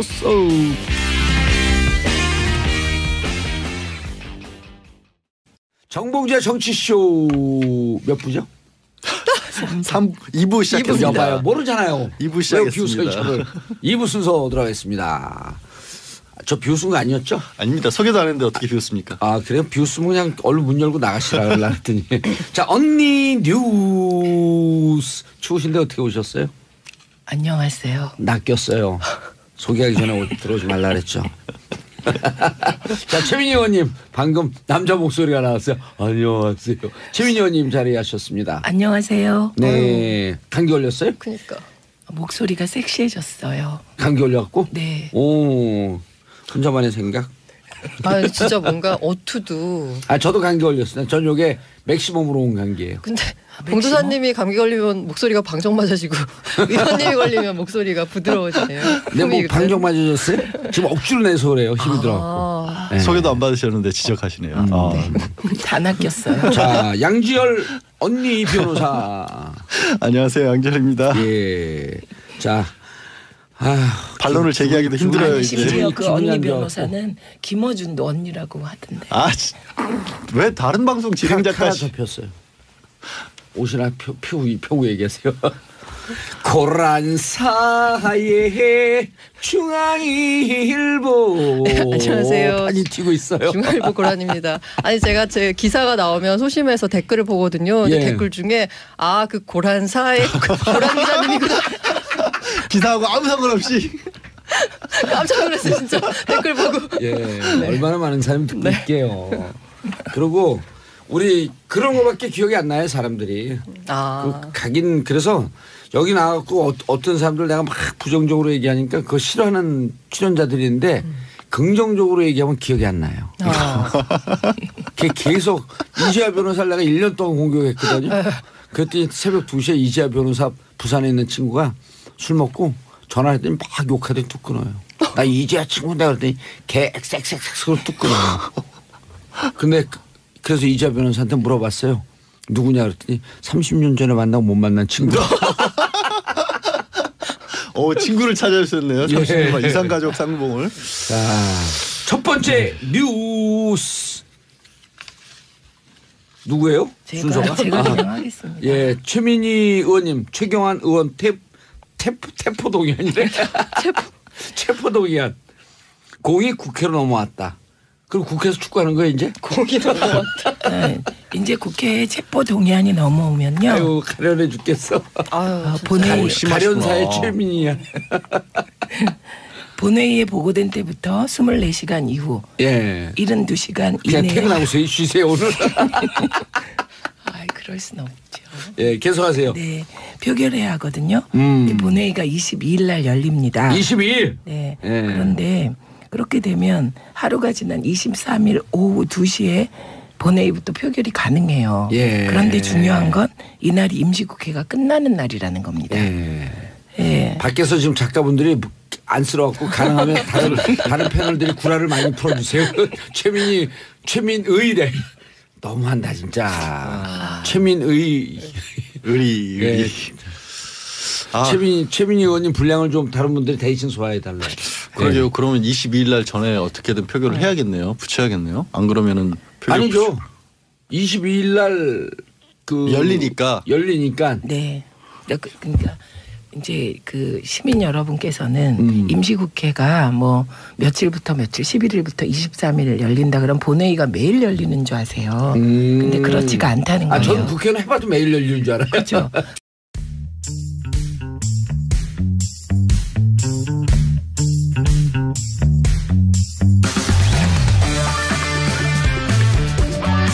정봉주의 정치 쇼.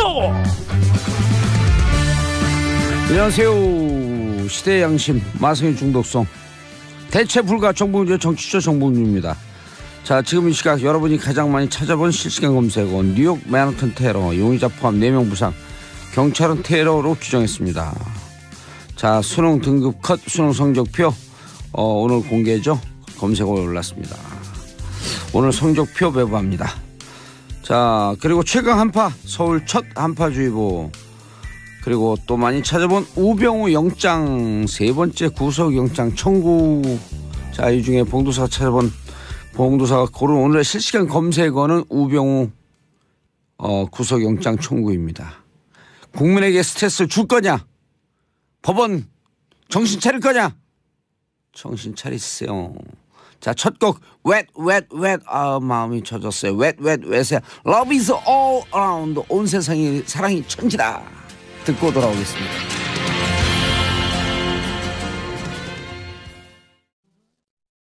정봉주의 정치쇼 1부 뉴스 브리핑. 자, 하호영 한겨레 기자 자리하셨습니다. 안녕하세요. 한겨레 21 하호영 기자입니다. 예. 이걸 뭘 하겠다고 저한테 이렇게 좀 줬어야 되는데. 여기 좋구나. 네. 예. 첫 번째 뉴스가 뭐예요, 근데? 다스 얘기부터 한번 할까요? 예. 네. MB는 예. 법정에 설 수 있을까라는 질문을 던지면서 한번 시작해 보겠습니다. 왜 그런 질문을 던져요? 지금 다스와 관련된 의혹들이 제기된 지 벌써 예. 몇 년입니까? 예. 겨우 검찰에서 수사를 본격적으로 시작하겠다라는 이야기들이 이제 흘러나오기 시작했습니다. 본격적으로 수사 시작 안 했어요. 죄송합니다. 수사 시작 예. 아직 안 했습니다. 예. 야. 다스 비자금 의혹과 관련돼서요. 이명박 전 대통령하고 정호영 전 BBK 특별검사 고발 사건을 현재 검찰이 수사 중이긴 한데요. 이 내용을 인지수사부서에 사건을 재배당해서 본격 수사를 할 방침이라는 겁니다. 지금까지는 뭘 본격 수사에 이제 이제 본격 수사한다는 거예요. 지금 MB 다스 얘기가 나온 지가 언제인데 주진우 기자가 이거 쓴 지가 언제인데요 지금. 그렇죠. 2달 아니에요 2달 무슨 네. 본격 수사야. 본격 수사를 지금이라도 해야죠. 본격 지금이라도. 수사 무슨 본격 수사에 마지못해 수사지. 그런가요? 아, 마지못해 수사하지만 그래도 열심히 좀 하라고. 이거 한겨레 기사예요? 본격 수사한다고? 지금이라도 다행이죠. 본격 그렇죠. 수사하면. 네, 지금이라도 다행입니다. 예. 몇 가지 쟁점이 좀 있어요. 쟁점. 예. 쟁점 정리. 네, BBK 특검법의 수사 범위에 다스 비자금이 포함되어 있는지 여부. 그러니까 당시에 이건 당연히 이제 포함됐다라는 거고요. 그리고 가장 포함됐어요? 가장 핵심적인 것인데 다스의 운영권자 누구냐. 예. 이 얘기는 워낙 많이 들으셨겠죠. 법률적 소유가 아니라 실질적 운영이 문제고 예. 따라서 다퉈볼 만하다. 수사해볼 만하다라고 판단을 하고 있고요. 아, 검찰에서요? 네. 어허. 네. 그럼 도곡동 땅의 실소유자도 나오는 거 아니에요? 거기까지 추적을 해봐야겠죠. 예. 그런데 사실상 시간이 얼마 남지 않았습니다. 예. 그래서 공소시효를 좀 따져보니까 대통령 재임 기간 5년 동안 정지된 공소시효 감안해 보면 그래도 얼마 남지 않았다는 겁니다. 얼마 남지 않은 게 얼마예요? 내년 2월 21일이요. 예, 그렇게 얘기해 주세요. 얼마 남지 않았다. 다 알고 있거든요, 그거. 그런가요? 예, 혼자만 아는 척하고 안 하지 말고 내년 2월 21일. 왜냐하면 네. 2007년 네. 정원 특검이 2월 21일 날 그렇죠. 다스에 대해서 공소권 없음 해갖고 발표했나요? 뭐라고 발표했나요? 네, 저도 그렇게 기억합니다. 예, 다스 실소유자 이명박 아니다. 그다음 BBK 아무 문제 없다. 네, 면죄부를 준 거죠. 면접으로 줬죠. 예. 꼬리곰탕 맛있다. 꼬리곰탕 내가 지금 사줄게요. 정호영 변호사님, 꼬리곰탕 제가 한 100개 사줄게요. 진실을 얘기하세요. 하나 먹고 거짓을 얘기했으면 100개 드시고 진실 얘기하세요. 헌꼬리곰탕 뱉고 새꼬리곰탕 줄게. 제가 왜 검찰 이야기부터 했냐면요. SBS 방송은 훌륭한 방송국이에요. 이런 방송 막 하고. 훌륭합니다. 정말 훌륭해요. 제가 순간순간 긴장합니다. 그렇죠. 저 PD 훌륭한 정한성 PD, 김서영